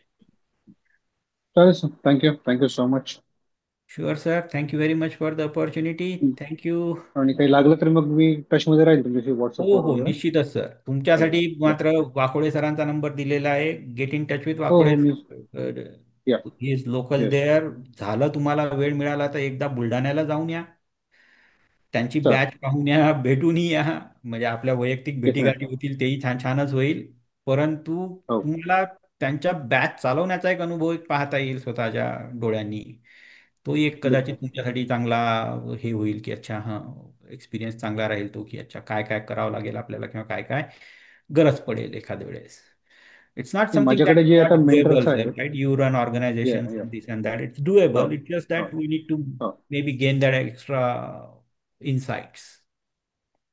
नाही, मी असे प्रयत्न करतो की ते जे माझे आता जे मुलं शिकवायला जातात खेड्यांमध्ये, त्या मुलांपैकी समजा एखादी मुलगा समजा जाऊन बुलढाण्याला ट्रेन होऊन येत असेल आणि तिथून ट्रेन होऊन आल्यावर तो चंद्रपूर सेंटर रन करत असेल, ते येऊन त्या ठिकाणी बेनिफिशियल टू अदर हो स्टुडंट्स किंवा निश्चितच तोही ना विचार सर. करणार मी. निश्चितच निश्चितच. डेफिनेटली. याच्याकरता हो. तुम्हाला हा मुलगाच असला पाहिजे असंही नाही. समजा एखादा नाही नाही. हो. तुमच्याकडे वयस्क माणूस असेल जो स्वतः कदाचित आता जपानला नाही जाऊ शकत, राईट, हो बट ही कॅन हो लर्न दॅट हो. Language and teach to other people. Then now बरोबर he got a job for himself ना. बरोबर बरोबर प्रत्येक वेळी ही बॅच बरोबर. आपली जेव्हा जेव्हा चालू राहील तेपर्यंत आपण त्याला त्याचं मानधन देऊ, नाही नाही, काही नाही का? Problem. That can be done. Hmm. बिलकुल बिलकुल. ठीक आहे सर. आय ठीक आहे think we sir. Should end. हो हो, अजून या काही तुम्हाला या. प्रश्न थँक्यू. नसतील तर आपल्याला इथे थांबायला हरकत नाही मग. जय सर. नो हम्म. क्वेश्चन. चला, या. जय भीम. अजून विल एंड द धन्यवाद meeting. Sir. Jai Bhim sir. आकोडे sir, जय जय रामेश्वर. भीम सर. जय भीम. हो हो. जय भीम सर. ठीक नमो आहे. बुद्धाय. चला, गुड सगळ्यांचे नाईट सर. आभार पुन्हा एकदा. बाय. जय भीम सर. नमबुद्धा. नमो बुद्धाय. जय भीम. रामटेके सर, पुन्हा एकदा आभार आपले संधी जय दिल्याबद्दल. Bhim sir. Jai Bhim. Thank you sir. Thank you.